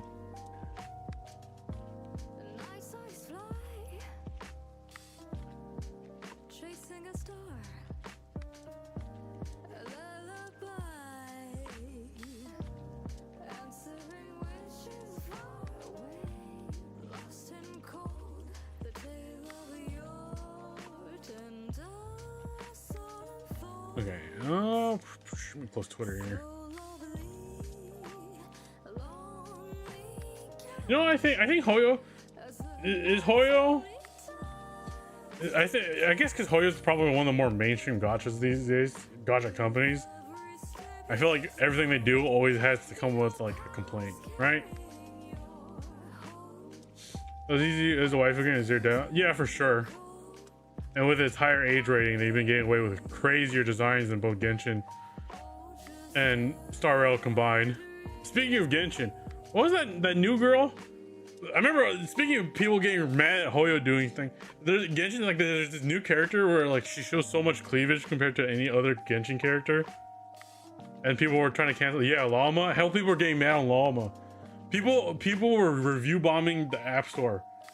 Yeah, the deer lady, because she wasn't kid friendly.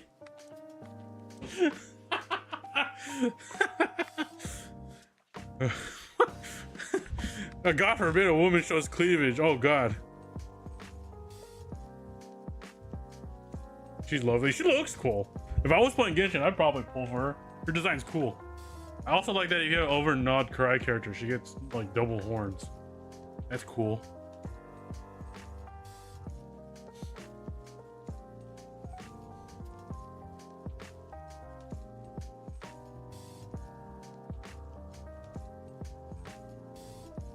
Lens. Oh, the duo with the lantern. I don't know, he looks like someone's super edgy OC character design I seen like years ago. Back in like high school. Unless he's written well, then who knows? Like I said, I don't play or keep up with the story of Genshin. I only go off by characters' appearances in Genshin these days.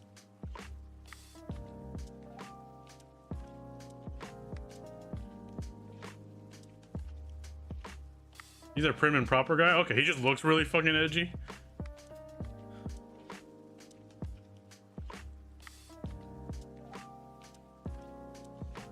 Same reason why I never liked that Wind dude from what was he? He was like the most anticipated dude. He was like in the beta, but it wasn't released until way later. I forget what his name was. Emo little short ass twink dude. Like all about exercising spirits or some shit. Yeah, I remember everyone was crazy for him. I did not like that guy. That guy was annoying. No, not Scaramouche. He's not Inazuma. He was fuck, what was it? What was before Inazuma? Zhao, that's his name. Yeah, Zhao, that guy. I did not like him. I really did not see. He was try hard emo twink for sure. Scaramouche was at least cool. I like Scaramouche. He was a fun character.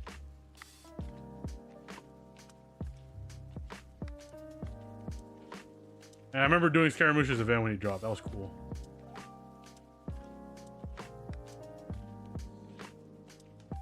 Yeah, Zhao. No, fuck Zhao. I hated that guy. People thirst and sense for him so hard. I'm like, why though?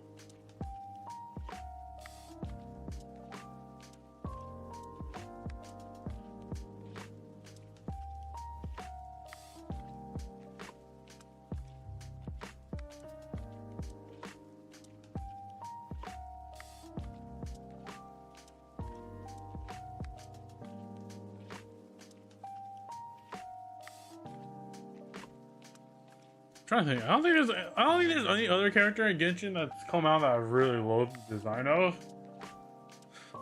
Probably.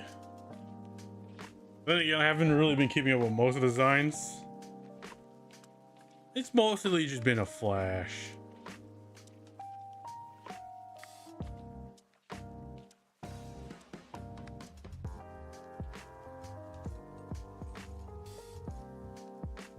Initially, getting a loud minority of tourists. True.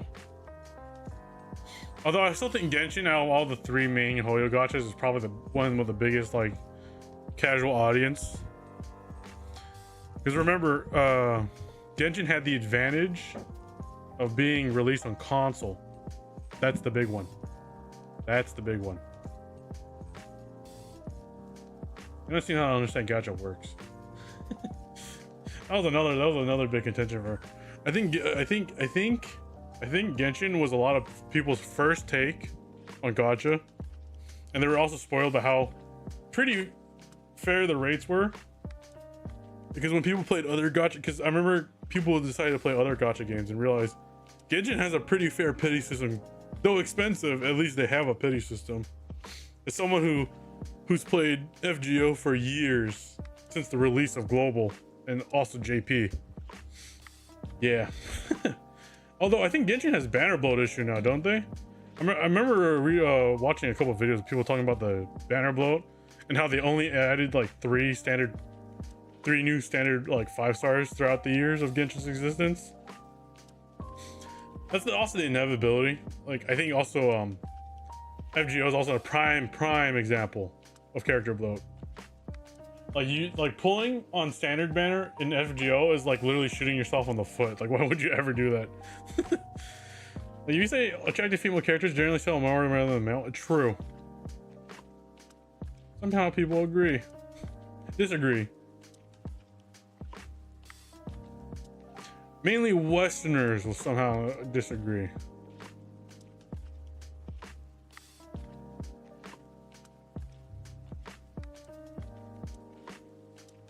The people that usually disagree but only use like fringe cases. It's a given fact that gacha works better with like a higher female to male ratio of characters. Look at Arknights, look at it. Fate. Yeah, sure, Fate has outstanding male characters, but it's usually the big ones people ever talk about, which is literally just Archer, Gilgamesh, and Ku. Like those are like the big ones people ever really talk about. And the one people care about the most. Why do you think Saber has so many forms compared to all the male characters? Because female characters sell. I think characters like Kevin / Kozlana, Archer / Emiya are like one of the few outstanding examples of male characters actually working in gachas and helping do sales. ZZ doesn't really have one rep yet, except for maybe Lycanon. I think. I remember when Lycanon was. But that was really more for like the furry bait than a male character bait. You know what I mean?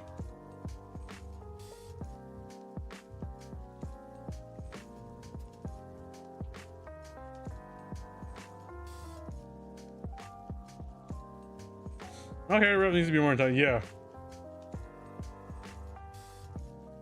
But at least Impact Third and Star Rail both have Kevin. And in fact, I think Impact Third, it's only Kevin. Star Rail and Fate both have a Saber, or not Saber, Archer now. So you need to be built like final ones. Yeah.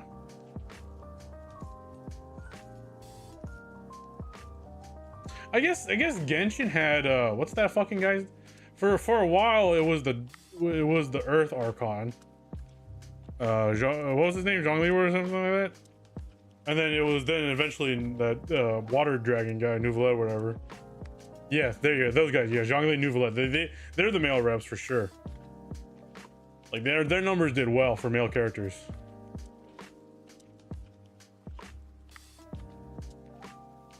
You know, I still don't know how I have a C2 Zhongli. I don't even remember pulling him that much.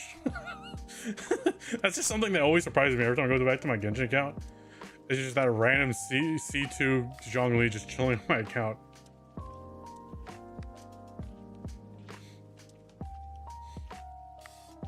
I just like him because the voice actor shares with that one guy in Skyrim that always makes fun of you for not going to the Cloud District very often. Fuck that guy.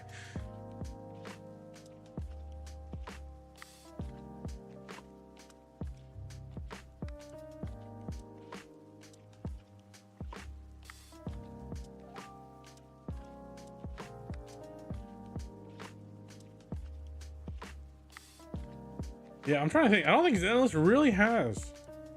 doesn't really have that outstanding male like big seller banner, you know, must pull, must have kind of character.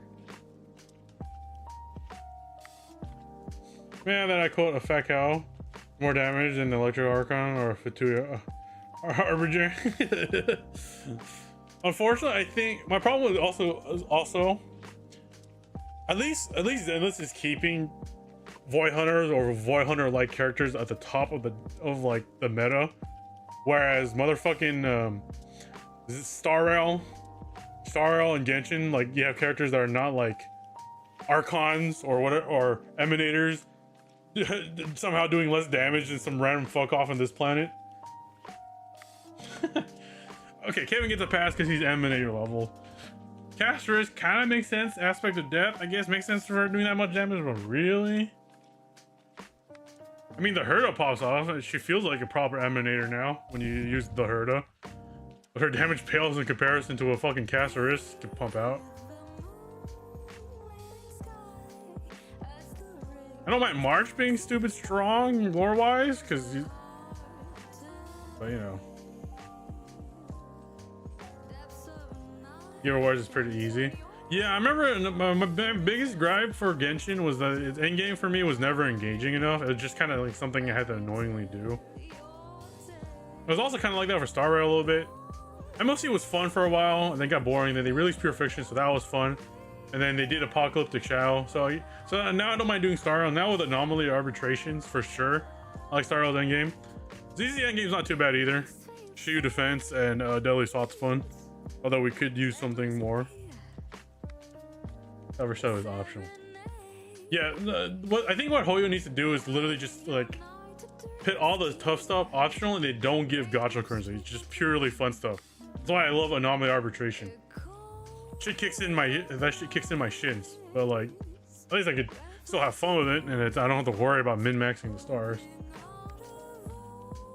It's tough for FTP. Dude, I'm like a middle of the ground whale, right? I'm not like a Leviathan like some of the endgame players are. Like, dude, I was still struggling. Mainly because I didn't have a super break account team. The account can't clear it. I've seen an FTP duo with Archer, so Archer might be. I guess the real issue is the healer. I've seen people clear it with E0, S0 Archer and a Hyacin. But unless you don't have Hyacin, I've seen also people get quite some success with Aventurine. Aventurine works pretty well. But do you have Aventurine? Because I don't. I wish I had Aventurine. Yeah, neither. Oomfies. Yeah, Gallagher. Unfortunately, all the free-to-play healers don't really seem to work. Although there is a recorded run of a free-to-play using Archer, E0, S0, Sparkle E0 with that 4-star light cone, and then using a Gallagher. So it's possible you could probably edge it out. There's a win there somewhere. Yeah, you have almost all the sustain. I almost have all these things except for who I wish I have. I need.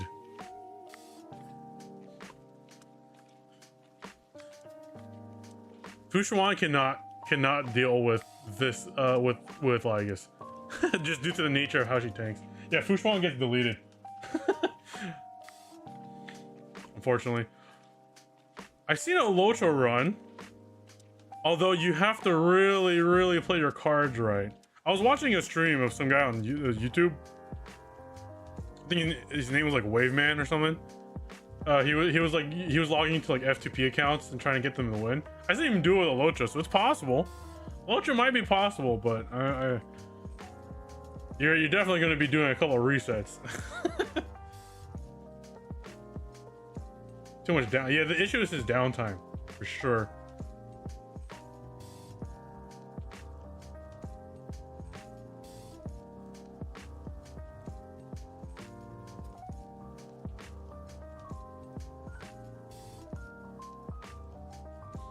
Problem is, Lingsha's emergency healing takes too long to reset by the next damage wave. That's the issue with Lingsha. Yeah, Hyson is just fucking broken.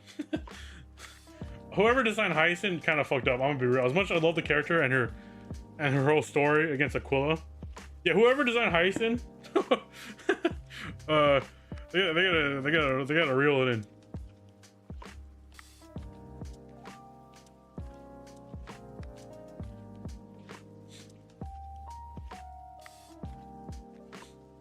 Yeah, Boo Hill. There's a Boo Hill run. I follow a lot of like arbitration runs off stream, and there's a Boo Hill run just popping off. Some guy was able to 2-star with a Boo Hill. So if you have Boo Hill, you might you might be able to edge it, maybe. Does require having Fugue though, unless you didn't pull for Fugue. Hyper Invest, yeah, that's true. Those are like super min-max runs though. That is very true. Although the Archer one was still wild though, E0 S0. And that was a free-to-play account, so it's still possible. You just have to really invest into your Archer just for this 1 month of arbitration. Arbitration.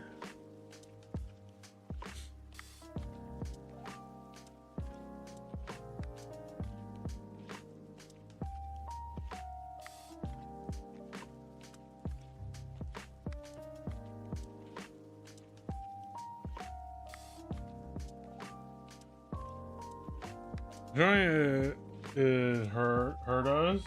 Special tanking and do so much damage. I'm still confused why Herda ran alongside Evernight. Like those two units do not synergize.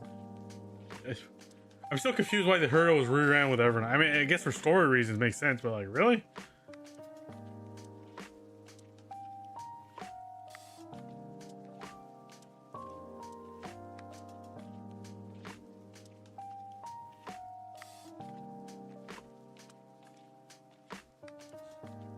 Her.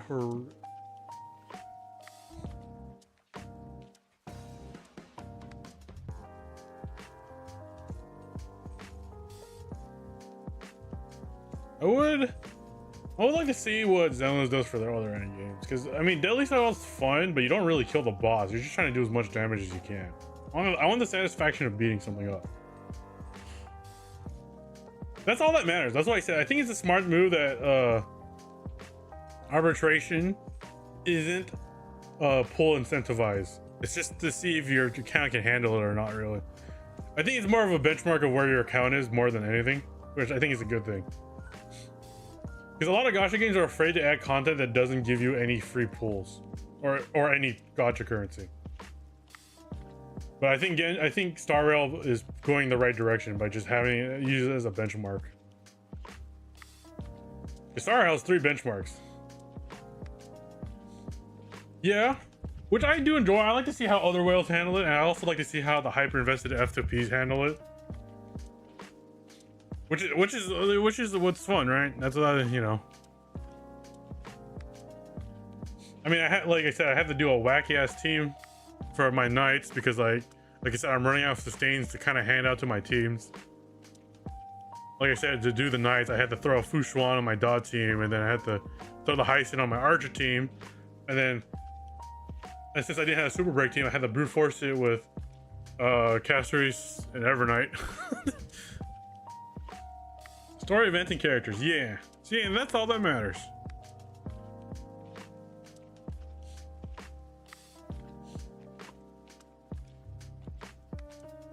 Although I also appreciate there is a mode that lets me sink some time into, because like literally on my free time, I've just been rerunning Anomaly Arbitration.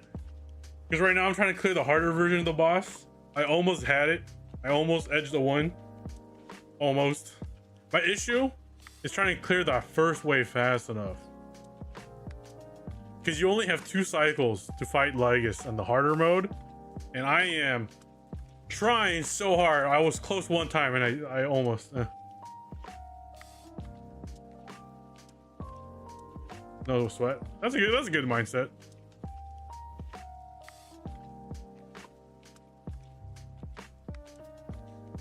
Because like I said, I think gacha games should have more difficult game modes that reward hyper investment teams. Because that's what we live for, baby. Because I like to vertically invest in units. Most people don't. except for whales. I'm just mad that Trailblazer has no alternate outfits, especially with the new relics that looking literally like Amphorian looking ass Trailblazer fit. It is insanely evil. But don't worry, we have mods for that.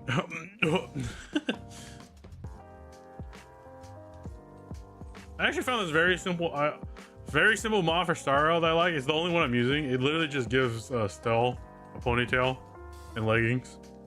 And I know some people might not agree with the leggings, but I like it. I think it looks cute. I like it. Yeah, Firefly skin. But it's not the Trailblazer. The Trailblazer has like 4 paths and no skin. Dawn Hung has 3 different paths. They all look different. March has 3 different paths. They all look different. Trailblazer just... Bro.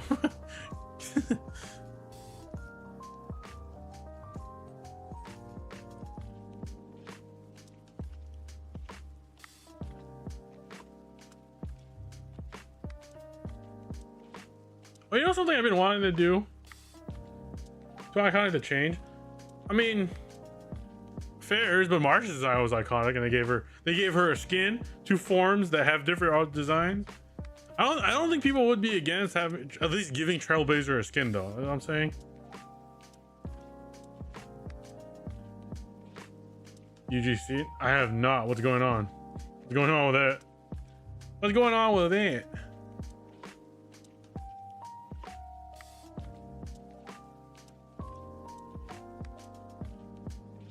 One sec.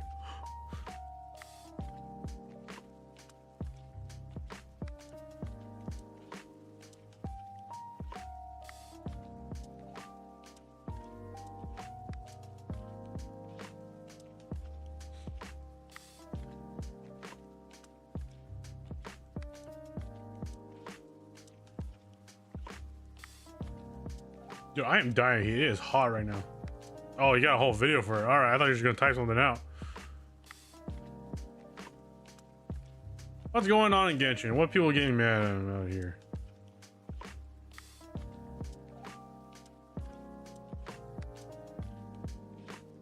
An autoplay.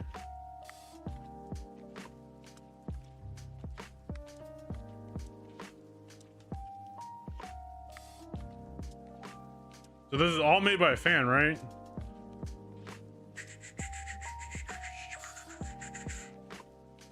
There's one thing I give kudos to some of the Genshin community is they have some crazy fan. No? Okay, they because you said UGC. Is it not user generated content? What do you mean by UGC? Because when I see UGC, I see user generated content. It's official Genshin. Okay. You'll see. Okay. The thumbnail's kind of broken, but that's whatever.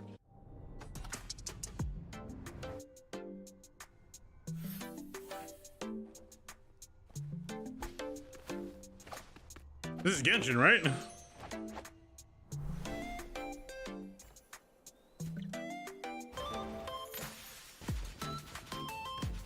Overcooked?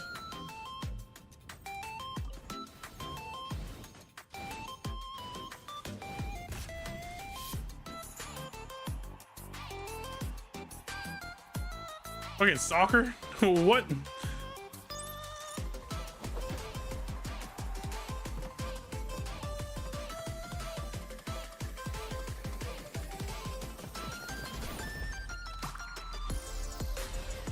So wait, yeah, so wait, Genshin is becoming a new Whoa. It's an engine now. Genshin's just a gaming engine. Okay. Literally, what the fuck?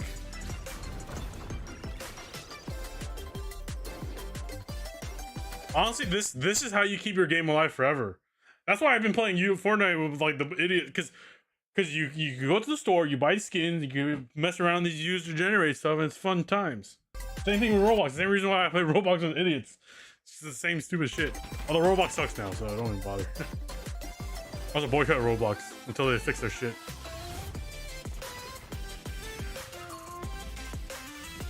You got all different skins. Oh. So you can run around with the characters you have. I'm probably just gonna run around with Ganyu, because to this day, Ganyu is still my favorite character. And they haven't really released a character that's really taking over. Okay, that's interesting. 5 years of Genshin, they're turning it into an engine, huh?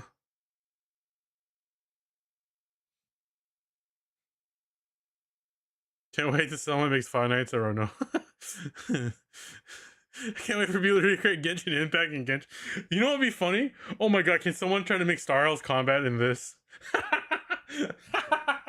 Fucking make Star Rail's combat and that'll be hilarious. We won't be able to use Genshin characters the first. Okay.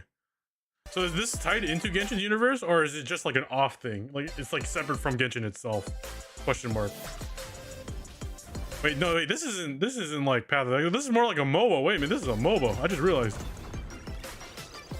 It's separate. Okay, that explains why your character's wearing modern clothes.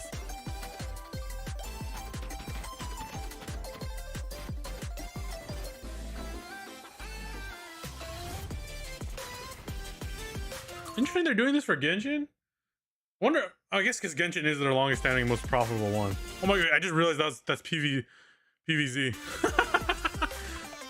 This one? Wait, is this like Vampire Survivors? I'm trying to see what all the games are parroting here. But you could use your character in Genshin later. But how would that work in the lore-wise when you're literally wearing like Snuggie socks, you have a waistband sweater, and like a button-up? Same skills as the Traveler. So they replaced the Traveler. Okay.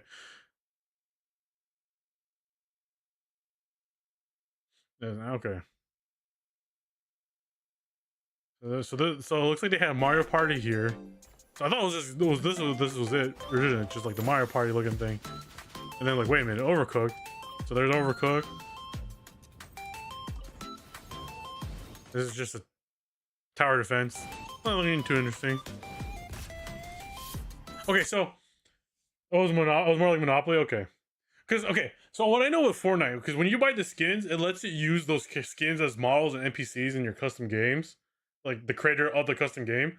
So I wonder if, what they'll do here is if you own the character, you can like use them in your game. They could incentivize pools for the people who develop shit for your game. Because Epic does that with their skins. Like if you want to use Miku in your custom world for players to interact with, you need to own the Miku skin. So we'll see how this pans out. This actually has interesting potential. Because if it works for Fortnite, and it's been working for Roblox for years, this generally be something good.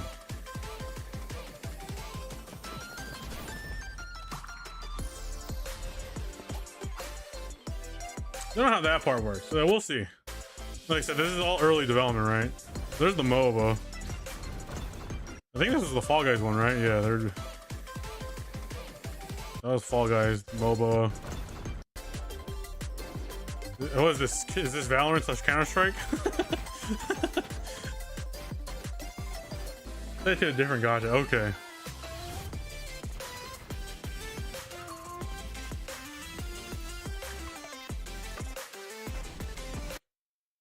Now what is this game? Okay, so this is Bomberman for sure. You don't know what this one is. This is either like a Vampire Survivor or like a Diablo situation. This is definitely PvZ. There's the Bomberman one. Don't know what this one's. Train building, I guess. What's this one?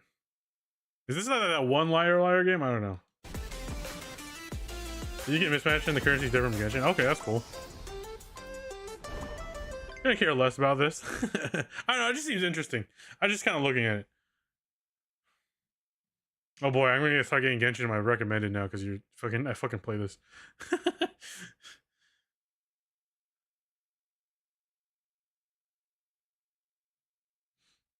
Maybe we'll see. Maybe I'll get a bunch, maybe I won't.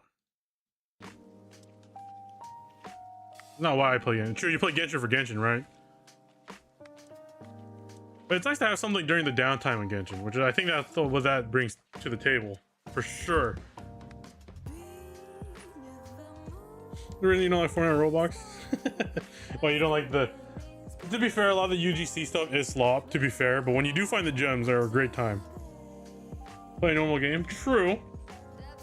Here's the thing, even Fortnite, even though there's a bunch of UGC, like me and my friends, we still mostly just do the Battle Royale, because that's what the game is known for.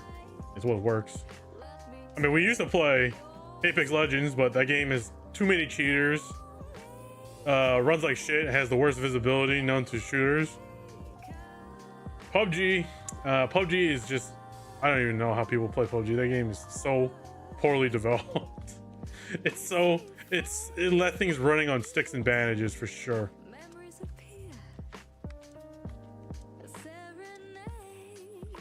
Although Roblox has the issue of knowing mainstay game mode, it really is just something me and my friends do on the weekend night when we're all bored or drunk. We want to play other games. Roblox is like a last or worst case. We don't know what we're doing on Discord night kind of thing. For sure. For show.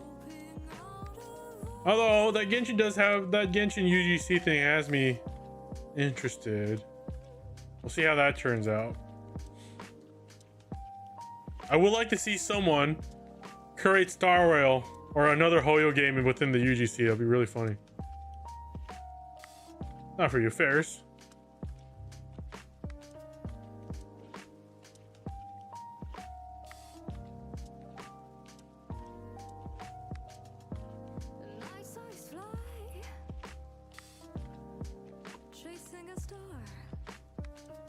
You know, I'll be right back. I'm gonna turn on the AC because the sun is beating down on my room and I'm dying in the heat right now. Also, I want to grab a snack. I'm kind of a little bit hungry. Let me just whoop, be right back.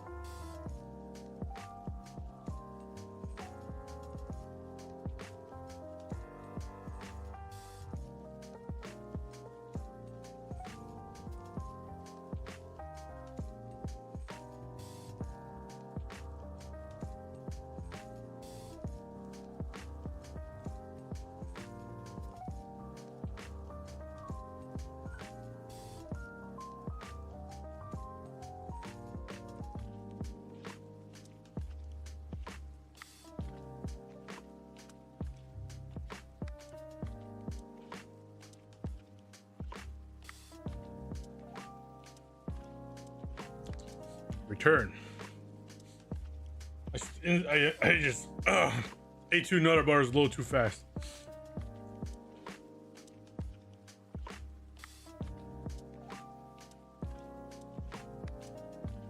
I need a water. Alright.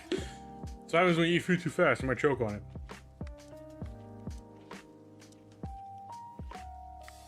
Yeah. You know, that's another reason why I'm kind of excited for it, because I always like UGC. I think that probably stems all the way back to the Halo days. Back when Halo Forge was like the premier video game for user-generated content. Oh man, Griff Ball, custom BTB maps. Oh, those are the good days. Zombies, oh, or Infected, I guess what it was called. Good stuff.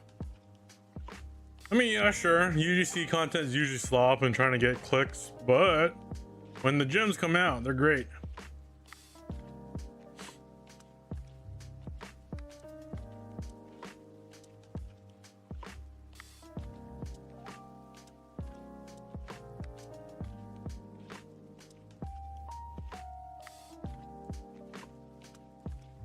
Mine, I'm not Indians, a Connor, what about UGC? It's more like about a sense of community and seeing what everyone does with your same enjoyed IP. I know it's kind of hard to experience because unless you were there experiencing like early UGC era of games, like the most prime example is being Halo Forge.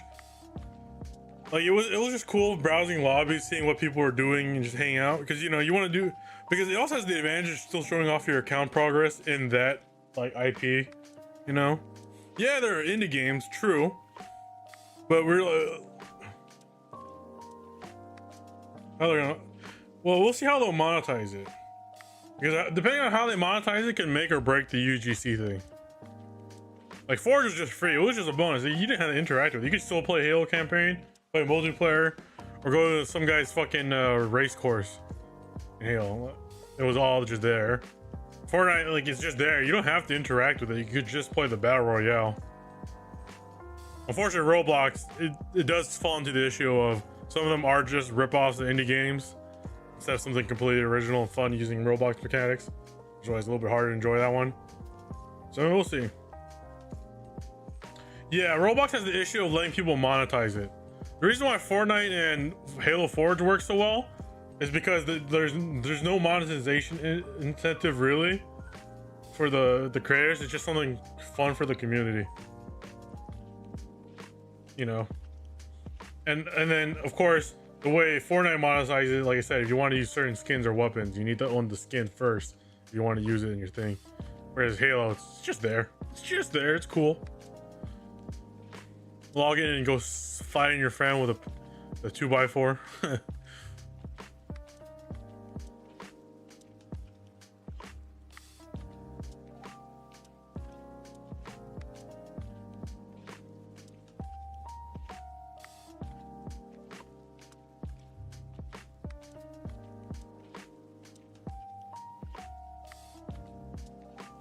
Because if it wasn't for games letting UCG content, that's where we would never have gotten the lost and forgotten art of machinimas.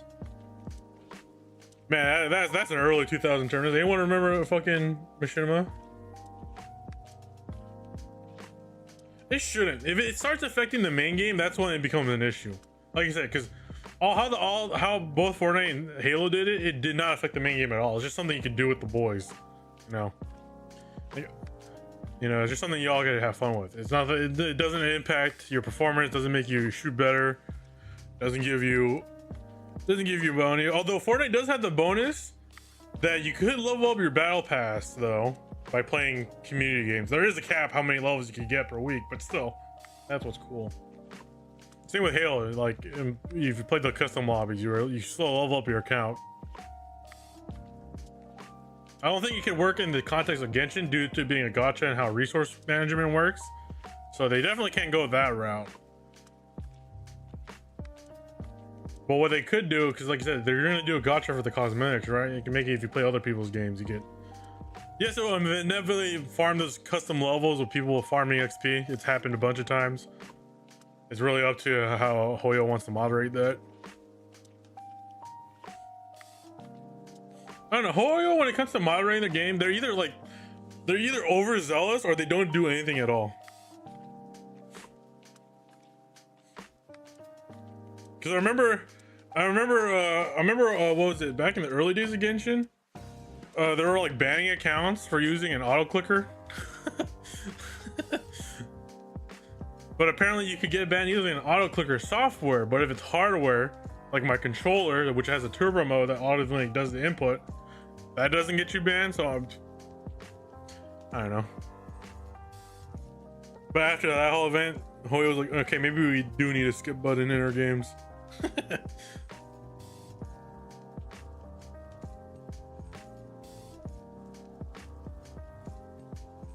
I digress though.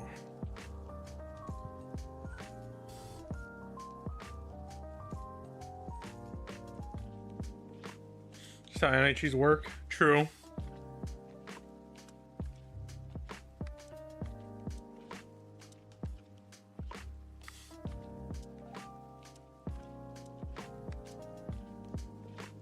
I mean, NHGs have been. I remember people on Valorant, like their NHG was banning people just for having fucking Spotify open.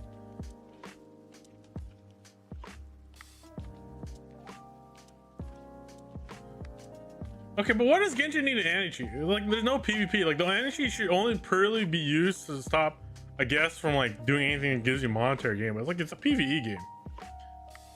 And it's not like an MMO PvP where like raid stuff, man. I guess when it comes to like Abyss or whatnot, but a macro, yeah. Macros has always been a gray area of whether it's cheating or not. Because there's a bunch of games that say macros were fine. In fact, MMOs encourage macros. And there are other games like, no, macros cheating. And then there's some games like Counter-Strike where you can have a macro, but it can only do like 1 or 2 things at most.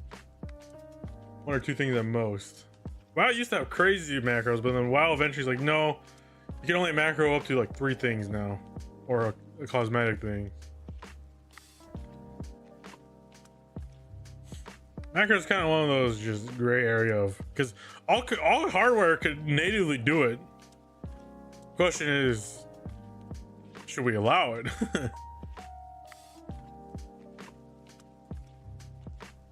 God damn it, now that I watched that one Genshin video, I'm getting Genshin all over my YouTube recommended. VTuber, Star Rail, Genshin, Germa, one Asmon Gold video.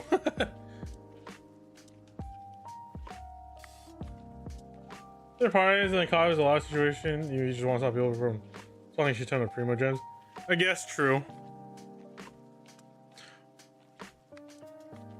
But even then, like, they should be able to see from the accounting side or the server side, this person shouldn't have that many primo gems without spending a single dollar. Especially since the developers know how many free primo gems are available in the game anyways.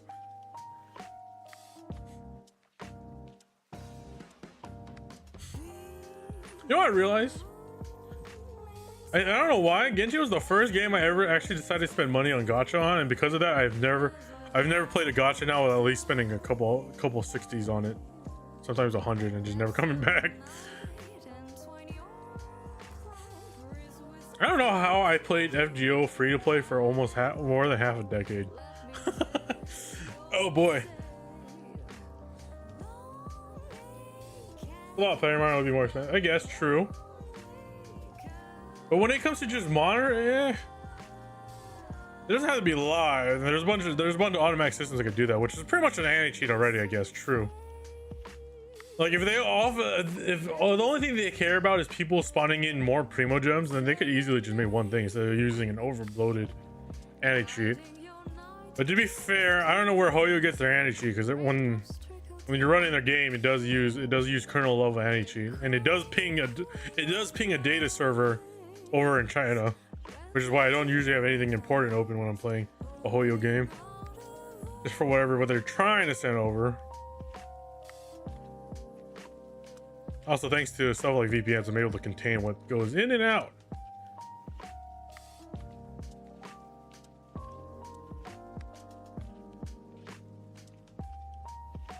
But I digress.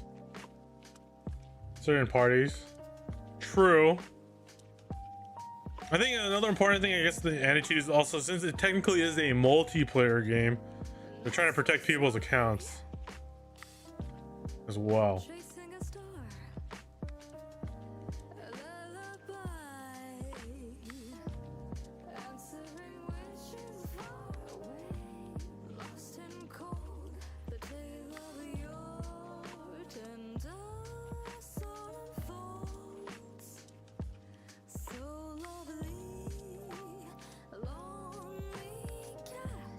I don't know if I want to play that new gacha Hoyo's making. Fucking Nexus Animal.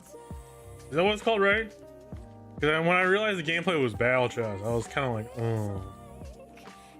Again, I was hooked into play because they had the tuna feature on it. But then again, I'm like, oh. Do I really want to play it? Although they're also doing stuff that's infringing on Nintendo's patents. So I'd like to see if Nintendo could outsue Hoyo, or how Hoyo could withstand being sued by Nintendo. Both are $1 million companies and both are swimming in cash. There are things that Nexus Anima does. Yeah, true. And then there's that one That one used to, what I would say gotcha game, but it's no longer a gotcha game, is Duet Nights is coming out later this month. I think the 29th, right? And I remember the developer like, yeah, we're not making this a gotcha anymore. Instead, we're taking inspiration from like Warframe and First Descendant. So now I'm just like, okay, so now we just have, so now we have Gunnar, non-anime Gunnar Warframe, which is First Descendant. We have Destiny, we have Warframe, and now we have now we have Duet Nights. I'm still gonna play it. I don't know if I'm gonna like it. We'll see. I might stream Duet Nights, maybe. We'll see. Then I'll be like, yeah, I'd rather just play Warframe, maybe. Then again, my Warframe account is heavily invested. My 100 Forma, you're really. I don't know why I did that. I did it. It was painful. You're skeptical? I'm skeptical too, but I will still try it out. It is free after all. And there's no gotchas, so might as well. I mean, I'm dying for a new looter shooter. I'm not playing Destiny 2. I mean, I'm still playing Warframe. I'm not playing First Descendant. First Descendant had the opportunity to be polished into a gem. But right now it's just Gunnar bait and convoluted mechanics. The First Descendant grabs the good stuff from Destiny and the good stuff from Warframe, combines it, and then dilutes to make it worse. Like, they got the two good things from both games, and then it just somehow made it worse. Because Warframe had years of development failures and almost bankruptcy. True. Destiny 2 also had years of development. It is suffering through many copyright lawsuits, and is also in the red. So, if I had a shrugging emote, I'd be shrugging right now. You would have to tie me to a chair and like electrocute me to play Destiny ever. Like, I would rather play Genshin again than play Destiny 2. I will literally download Genshin right now if you told me to play Destiny 2.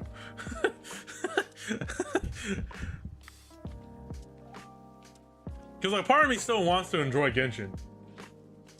Like a part of me still wants to enjoy and play Genshin. A part of me does not want to play or enjoy Destiny. Kind of slowly dropping.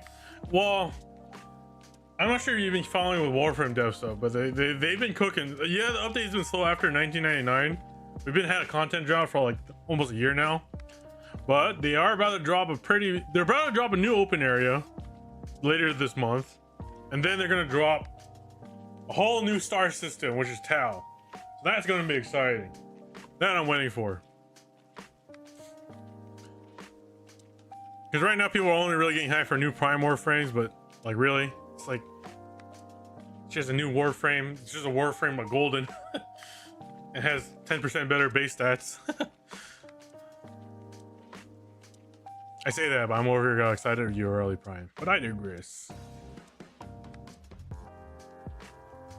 On the down low, they work on like one big major update, and they kind of hope that keeps you in for the whole year. Like 1999, when 1999 came out earlier this year, I've been like, that's like, if you look at my first like 4, maybe 5 months of this year, it was all just farming 1999 stuff in Warframe. It was for most people, and then of course they didn't really add anything after 1999. Just new Warframes, no story quests, no like new areas. So this is just kind of your same, like, okay, here's a new class / Warframe, and then the cycle just kind of ends. At least they're doing what it's better. At least we're getting one big major content update every year, because I remember playing Warframe back in like what, 2016, when the Sacrifice came out, and from 2016 to 2019 there was no major story or content update for almost 3 fucking years. Have they done anything with the planes in 5 years? A couple things, yeah. Actually, what they're going to expand right now is actually Orvalis. Orvalis is getting a whole open underground area. Planes is just mostly getting events, new enemies, other game modes and whatnot, and new stores. Plains Island is kind of like, just kind of there.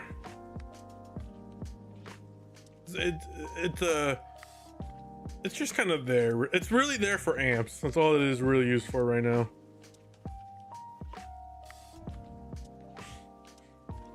It's funny because Orvalis is getting an expansion, but not the Plains of Eidolon.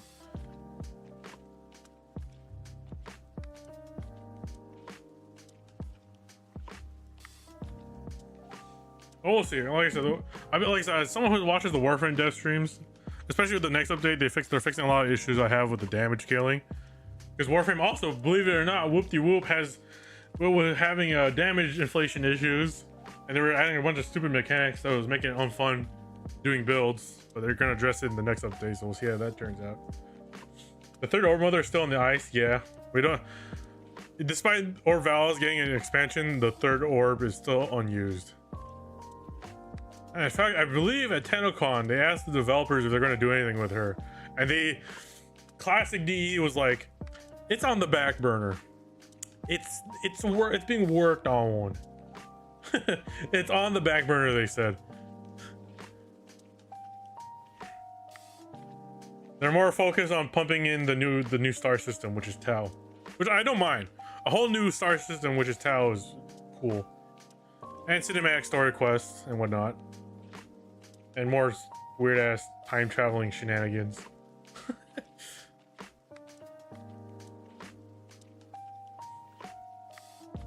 The devs also did talk about wanting to do more collabs, because they only done one collab, which was Quake, and it was just a bunch of weapon skins. They said they'd like to do collab, but I feel like Warframe is one of the harder things to collab because Warframe has such a unique art direction. It's kind of hard to put anything outside into it. All over the place. Actually, no, they've been reworking the new player experience like crazy. In fact, they're actually gonna have a whole new story quest that has new lore in the next update. Shows people how to use mods properly and where to go and whatnot, and how to follow the star chart. So they're doing that, and also in the Tau one they're gonna have another thing. So right now the new player experience isn't too bad. The issue is new players don't really know what to do after the initial movement tutorial quest. That's where the new tutorial quest. So there's 2 tutorial quests now on how to play the game and how the mechanics work, and then how to mod your weapons and where to go for, and how to yada yada. Story seems to be overplaced. It's not all. No, the story is pretty straightforward. It's just there's a lot of hanging plot points. They are going straight. They are following a proper path. 1999 does seem kind of random, but it also makes sense. Once you play it, it makes sense. But 1999 was the setup for what's coming up next, for sure. It makes sense now. Yeah, because I remember when I first saw in Warframe 1999, I was kind of like, why are they going this direction? Makes no sense. Then it makes sense. That's kind of how Warframe's lore is. It doesn't make sense until it does make sense. It's all related to the funny wall guy. That's all you need to know. It's all related to Man on the Wall.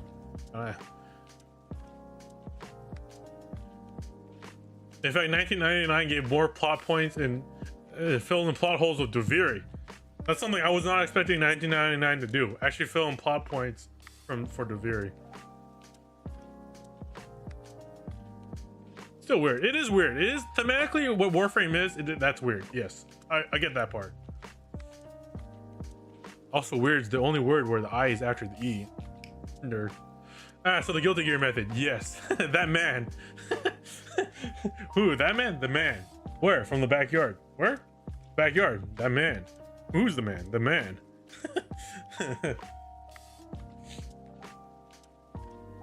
Space ninjas. I do remember when Warframe was a slower paced, stealth based ninja game. Now I go in there with a fucking magical girl, Ureli, with 2 pistols and like shoot one dude's headshot and it kills the whole room in 2 seconds. Maybe even, actually less. While having 5,000 HP. Stealth missions. Hey, I've been playing Warframe so long, I remember the stamina system. A lot of Warframe players don't remember or even know that Warframe had stamina. The movement looter shooter Warframe had stamina. You could only jump so much before your Warframe got tired.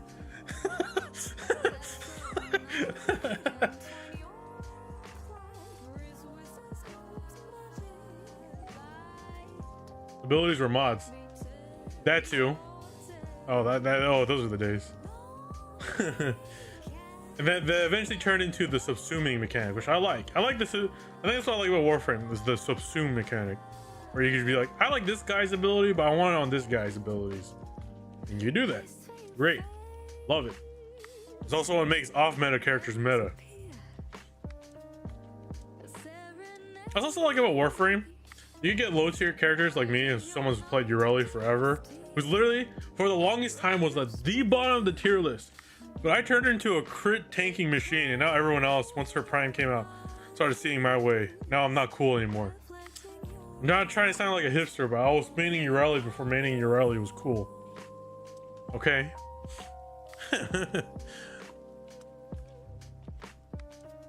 See, I used to like Astolfo before Astolfo became the mainstream femboy icon. Now I don't like Astolfo as much anymore. Look, man, I like things when less people like him. I guess I am a hipster, I guess. This is what every crit. Oh, speaking of operator, we're getting new operator models, bringing them up to speed with the newer human models that we see in 1999, and they're bringing back operator ultimates, which is awesome. So depending on which path you get a different ultimate now that you can use with your operator. I want the one that gives you a big. There's literally one that just gives you a big ass sword and you swing it around, kind of like how Nikador does it. I just want to go. But then there's also one where you throw a spear, and if you throw the spear, I can say "Gay Bolg" every time. And you can change the color of the ultimate. So of course, if you have a throwable spear, I'm going to make it red. Yeah, the laser. Yeah, the most underwhelming ultimate of Warframe. Yeah, no, we're getting proper ultimates, like actual, like big boom, big damage, big crits.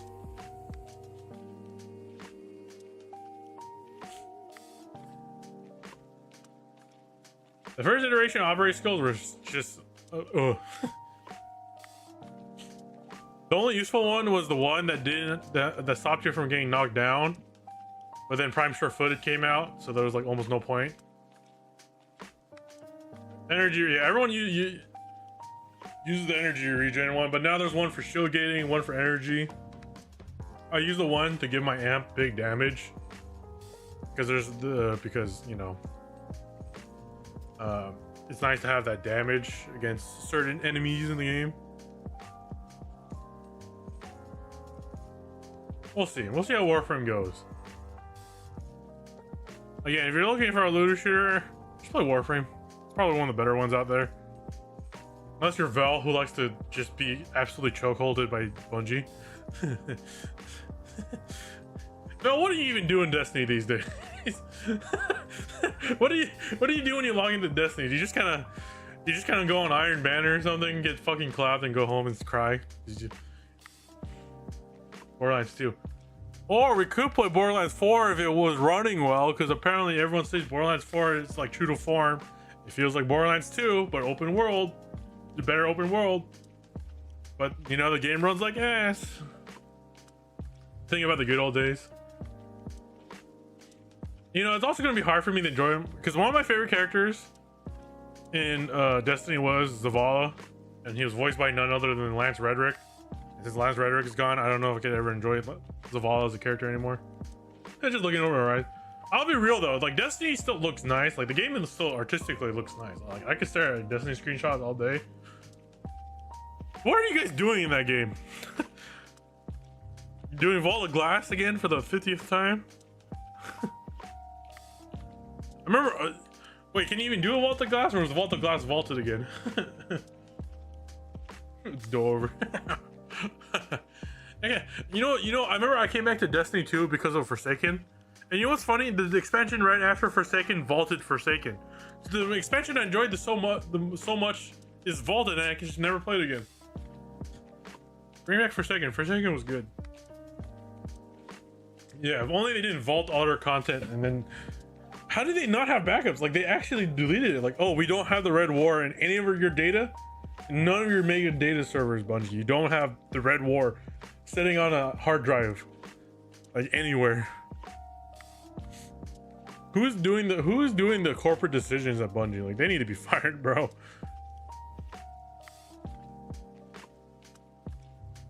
Yeah, a lot of people thought Final Shape was gonna bring Bungie back on its wings, but no, they tripped on a rock, shit themselves, and then wiped their face with the shit off of their ass.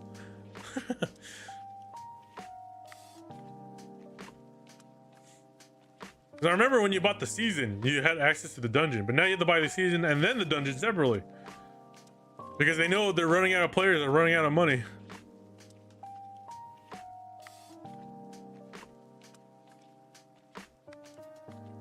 All the original team is gone? Oh, oof. What do you expect, True? I miss good old Bungie. Back when they made Halo, Halo Reach, ODST. Good days. You know, I kind of want to play a Halo game. You guys want to play a Halo game on stream? That isn't infinite. I kind of want to play Reach's campaign again. But I want to do the legendary rebalance mod. Kind of mix it up. Reach is good. Reach is just good. It's just a good game. I think Master Chief Collection is on sale. Buy it. Yeah, it's $10. $10 and you get 6 legendary Halo games. $6. $10. I don't know why I said 6.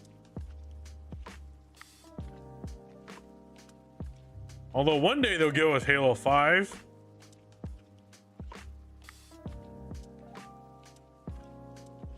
Three for Three said they wanted to port Halo 5 to Master Chief Collection, but the issue is that Halo 5 is as big as Master Chief Collection with all the games installed. And at that point, everyone's just saying just release Halo 5 separately. What do I know? Halo 5 is the only Halo game we don't have on PC. I know, man. You don't like the Master Chief? Oh yeah, there's no hot anime babes for you. There's Cortana. She got a fat ass in 4.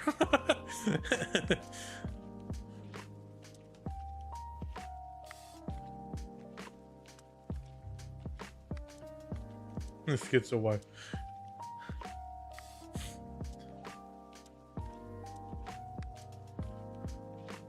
There's a girl on my head and she calls me Stud Muffin. Chief, are you sure you're okay in there?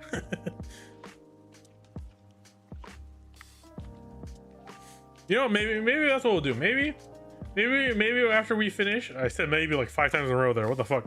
Maybe after we finish Stellar Blade, we play Halo Reach. Right, let's do that. Let's play Halo Reach. I'm all down for Reach. Remember Reach.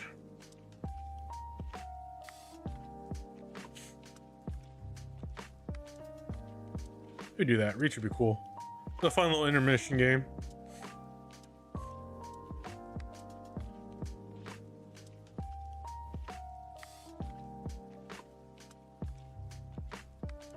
Oh, then we could do ODST as well. ODST would be good.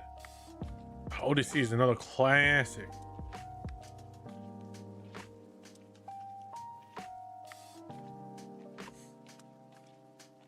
I'm gonna be real. I don't think Marathon is ever gonna see the light of day.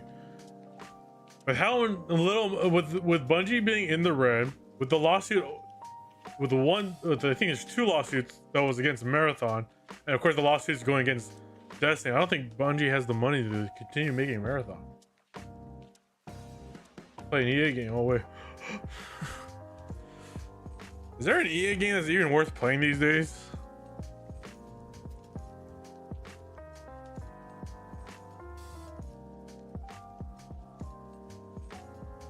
Go one way, since Bungie can't afford not to put it out. True. I love Team Fortress 2 and Titanfall 2.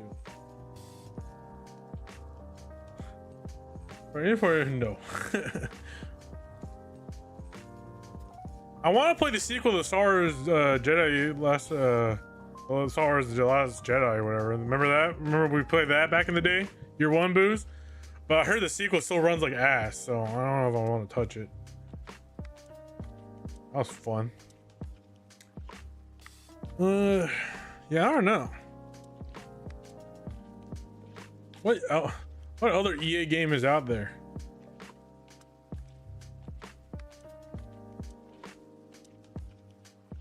What has EA released recently?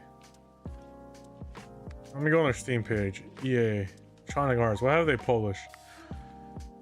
Oh, there's skate, I guess, but I'm not a big fan of skateboarding. Sims, nah. Split Fiction, not really. I'm not playing Veilguard. I'm not gonna torture myself with that. Football. There's like 3 different footballs. What the fuck? You see any leaks about Nikkei floating around? I have not been getting Nikkei leaks recently on any of my feeds because I don't really interact with Nikkei leaks anymore. I just kind of wait for the live stream. Why is Nikkei about to pop something cool?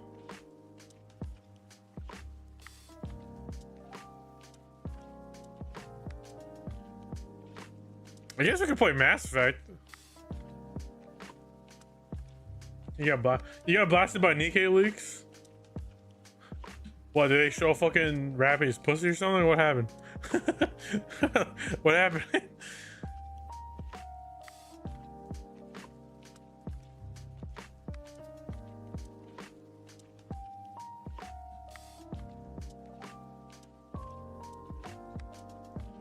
Into the sex story, Annie. Don't spoil it, because I don't want. I kind of like going into Nikkei blind these days. I don't mind. I think Nikkei is one of the few gachas that I don't want early leaks for. I like not having the clairvoyance.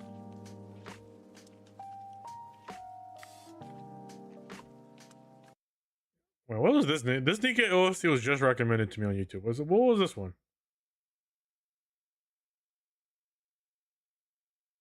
I don't hear anything. Not playing, that's why. What's this one? Oh, this is the summer one. I remember this one. The grilling minigame.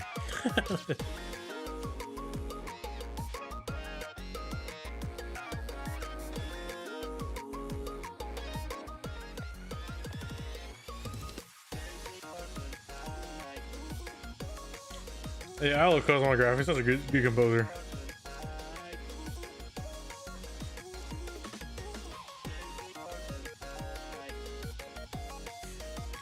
For sure. Nikkei anniversary is next month, right? So I don't have to worry. I think the only gacha update I have to worry this month is probably Zenless, right? Because Star Rail 3.x is next month. 3.7. So yeah, it's just Endless, huh? I want Sirenes so bad. I need 3.7 to come out. I know we talked about Star Rail a lot today, instead of really talking about me. But look, man, I just love gacha. I just love Star Rail.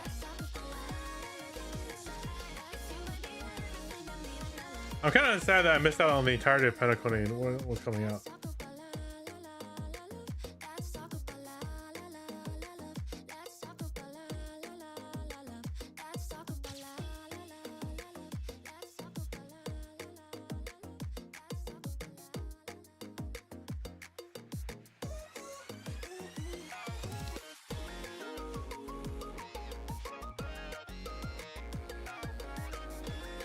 Does Twitch even have the whisper mechanic? I thought they got rid of that. I thought the whole like whispering thing in Twitch was gone, along with the friend stuff.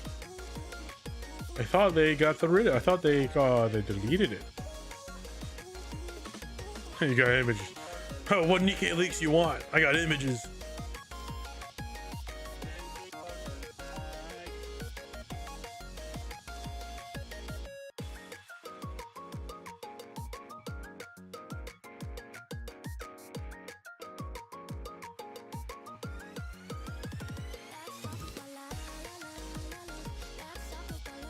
Yeah, you know, I like to believe one day we'll get a 3D Nikkei game.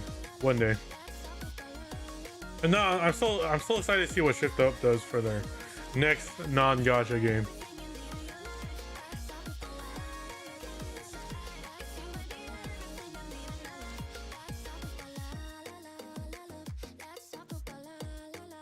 And you guys are sharing. Oh, you guys are. Oh no, the Nikkei lawyers are after you.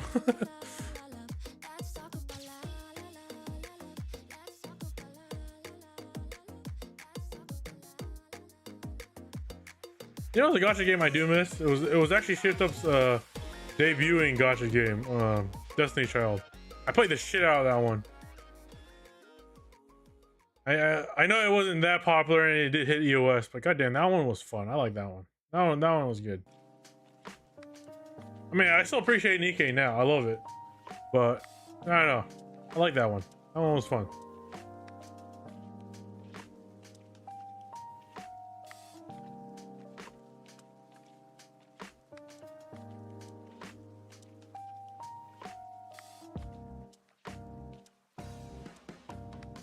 I don't think, I don't know. Can there be a new gacha that could come out that kind of breaks the mold we got going on these days? It's kind of hard to break into the gacha market. Hoyo has the advantage because they could just, you know, they have all their gacha. Like, Hoyo is literally a monolith when it comes to just pumping out gacha games.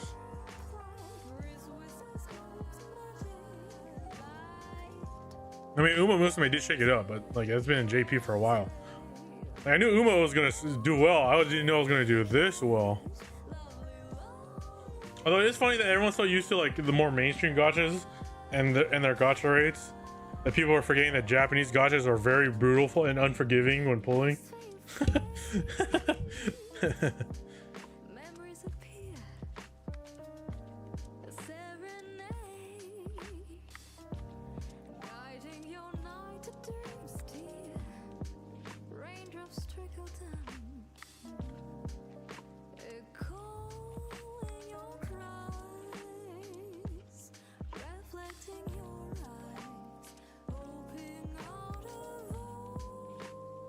Yeah, I don't think anyone could really make a gacha game anymore these days and really break into the teeth of the market.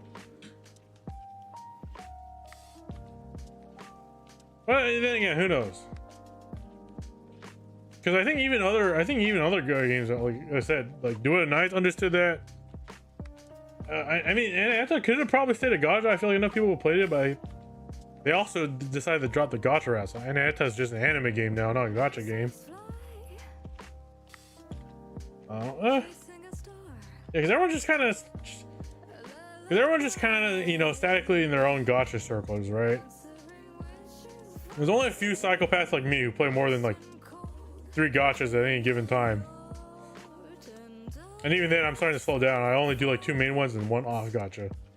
And right now, my 2 mains is Zenless and Star Rail, which are both Hoyo, with the Blue Archive on the side for a while. Then once Blue Archive is done, I'm gonna go back to Unga Musume. I just need to keep on grinding out the Shubogaki event a little bit more. Edge it out a little bit more. Speaking of Uma, my problem with Uma is also I'm just waiting. You got demoted? Yeah, I know. I don't mind though, because trying to stay at the top class was hurting my brain. Wait, demoted as the clan owner or demoted in the from the club? Really? Really? That sucks. So who owns it now? And now I'm curious. Who owns it?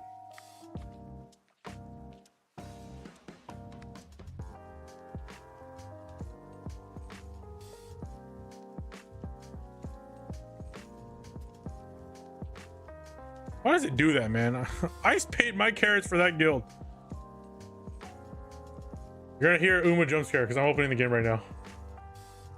Or not. Actually, the game's muted. Thank God.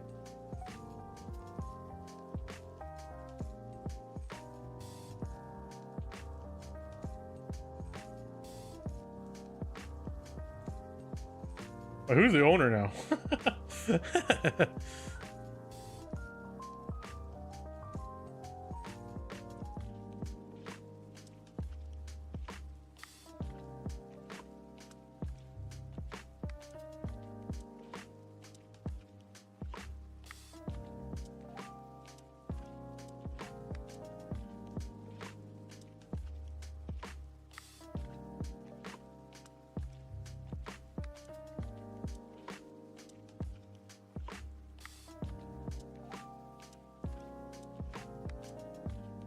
I'm still in my own thing.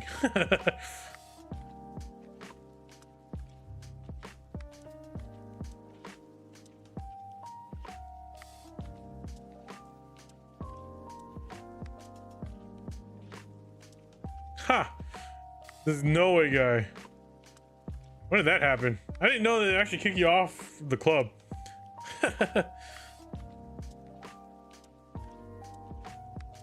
When did that happen? Like nine, okay. I forget Uma Musume doesn't like to run when I have a VPN on it. Like I logged out again. Well, time to create another boozers.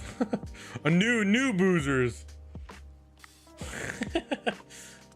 That's fine. It's just like that. It's like that for my Nikkei clan too. Or group. I'm not the owner of it either. It's fine though.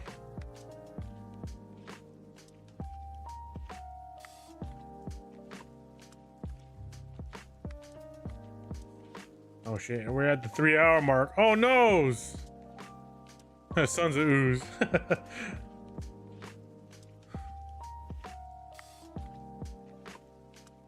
You can't get booed from leader. Okay, I think next time I'll make a private club. So that way that doesn't happen. Because I don't really care about getting members in.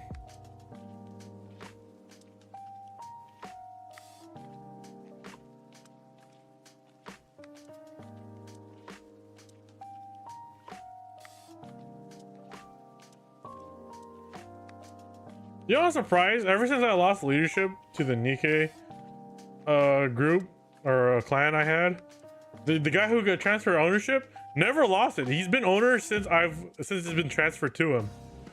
So actually, kudos to that one guy in my Nikkei clan that's still propagating Onimai, and he's never kicked me.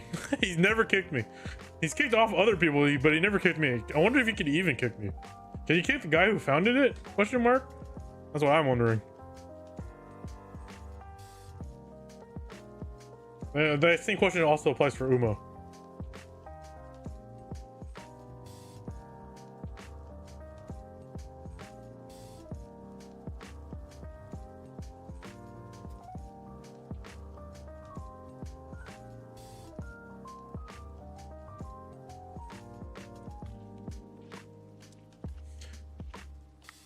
Yeah, we'll see. Right now, like I said, right now, Uma, I am waiting for my horses who don't even start showing up till the first year anniversary. So it's gonna be a while before I start really sinking my teeth into Uma. Usama. The only year one unit I really wanted was Mihono Bourbon, who I already have. My sweet fucking self-gaslit cyborg girl. They can't, okay. So he just never kicked me then. He's kicked other people who's been inactive, just not me.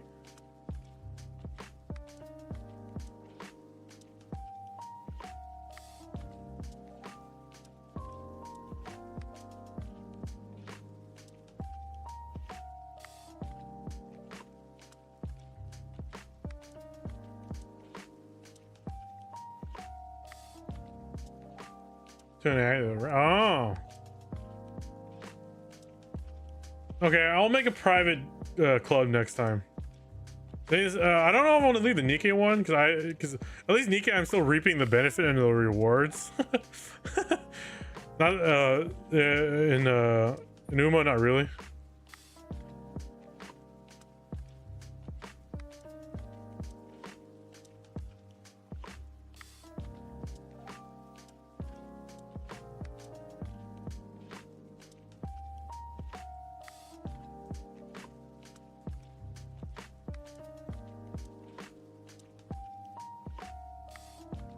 Oh, you still read the benefit for being in the club? Okay, so I'll just chill in there then.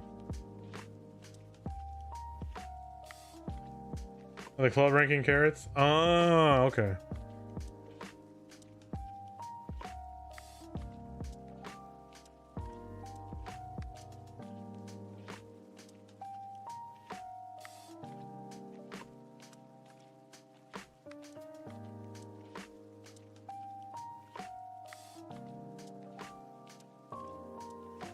Well, I guess I'll chill. Unless you guys want a private Oozers club, because, like I said, I just always forget to put in private mode. I just kind of keep it open, because why not?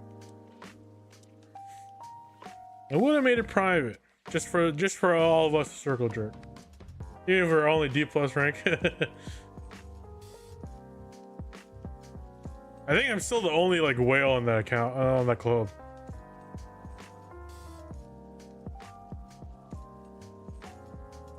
At 225 more. That's not bad.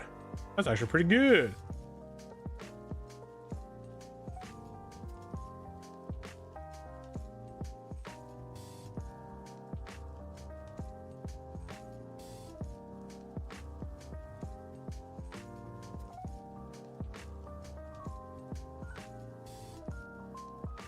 Okay, chat, we're hitting the 3-hour mark. I gotta call it here. So I haven't eaten lunch yet. I'm starving.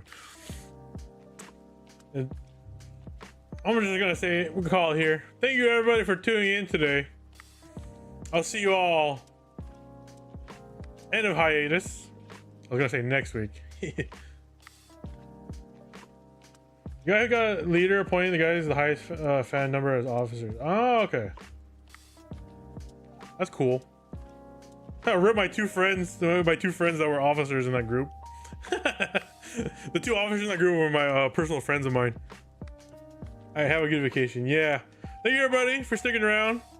The last couple of days hanging out. I do have to end stream. I am quite hungry. And I do have stuff to do. But yeah. I'll probably be back, like I said. Probably middle of the hiatus. We'll come back, do Zenless. One stream of doing Zenless 2.3 story. And then I'll disappear again.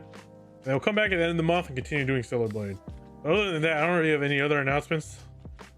A lot of the stuff I'm going to be doing over the month is not related to stream.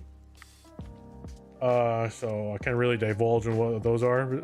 But besides, well, except for one where I am going to go on vacation for a weekend in 2 weeks. But I'm going to go on a road trip with the boys. With the boys.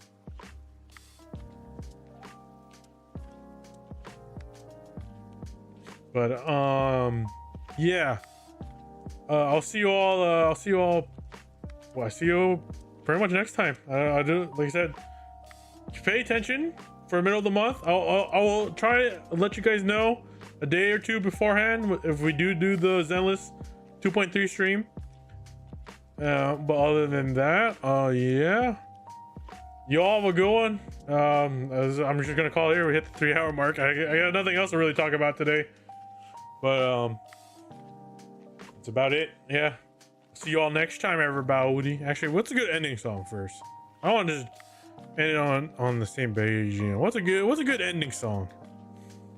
I don't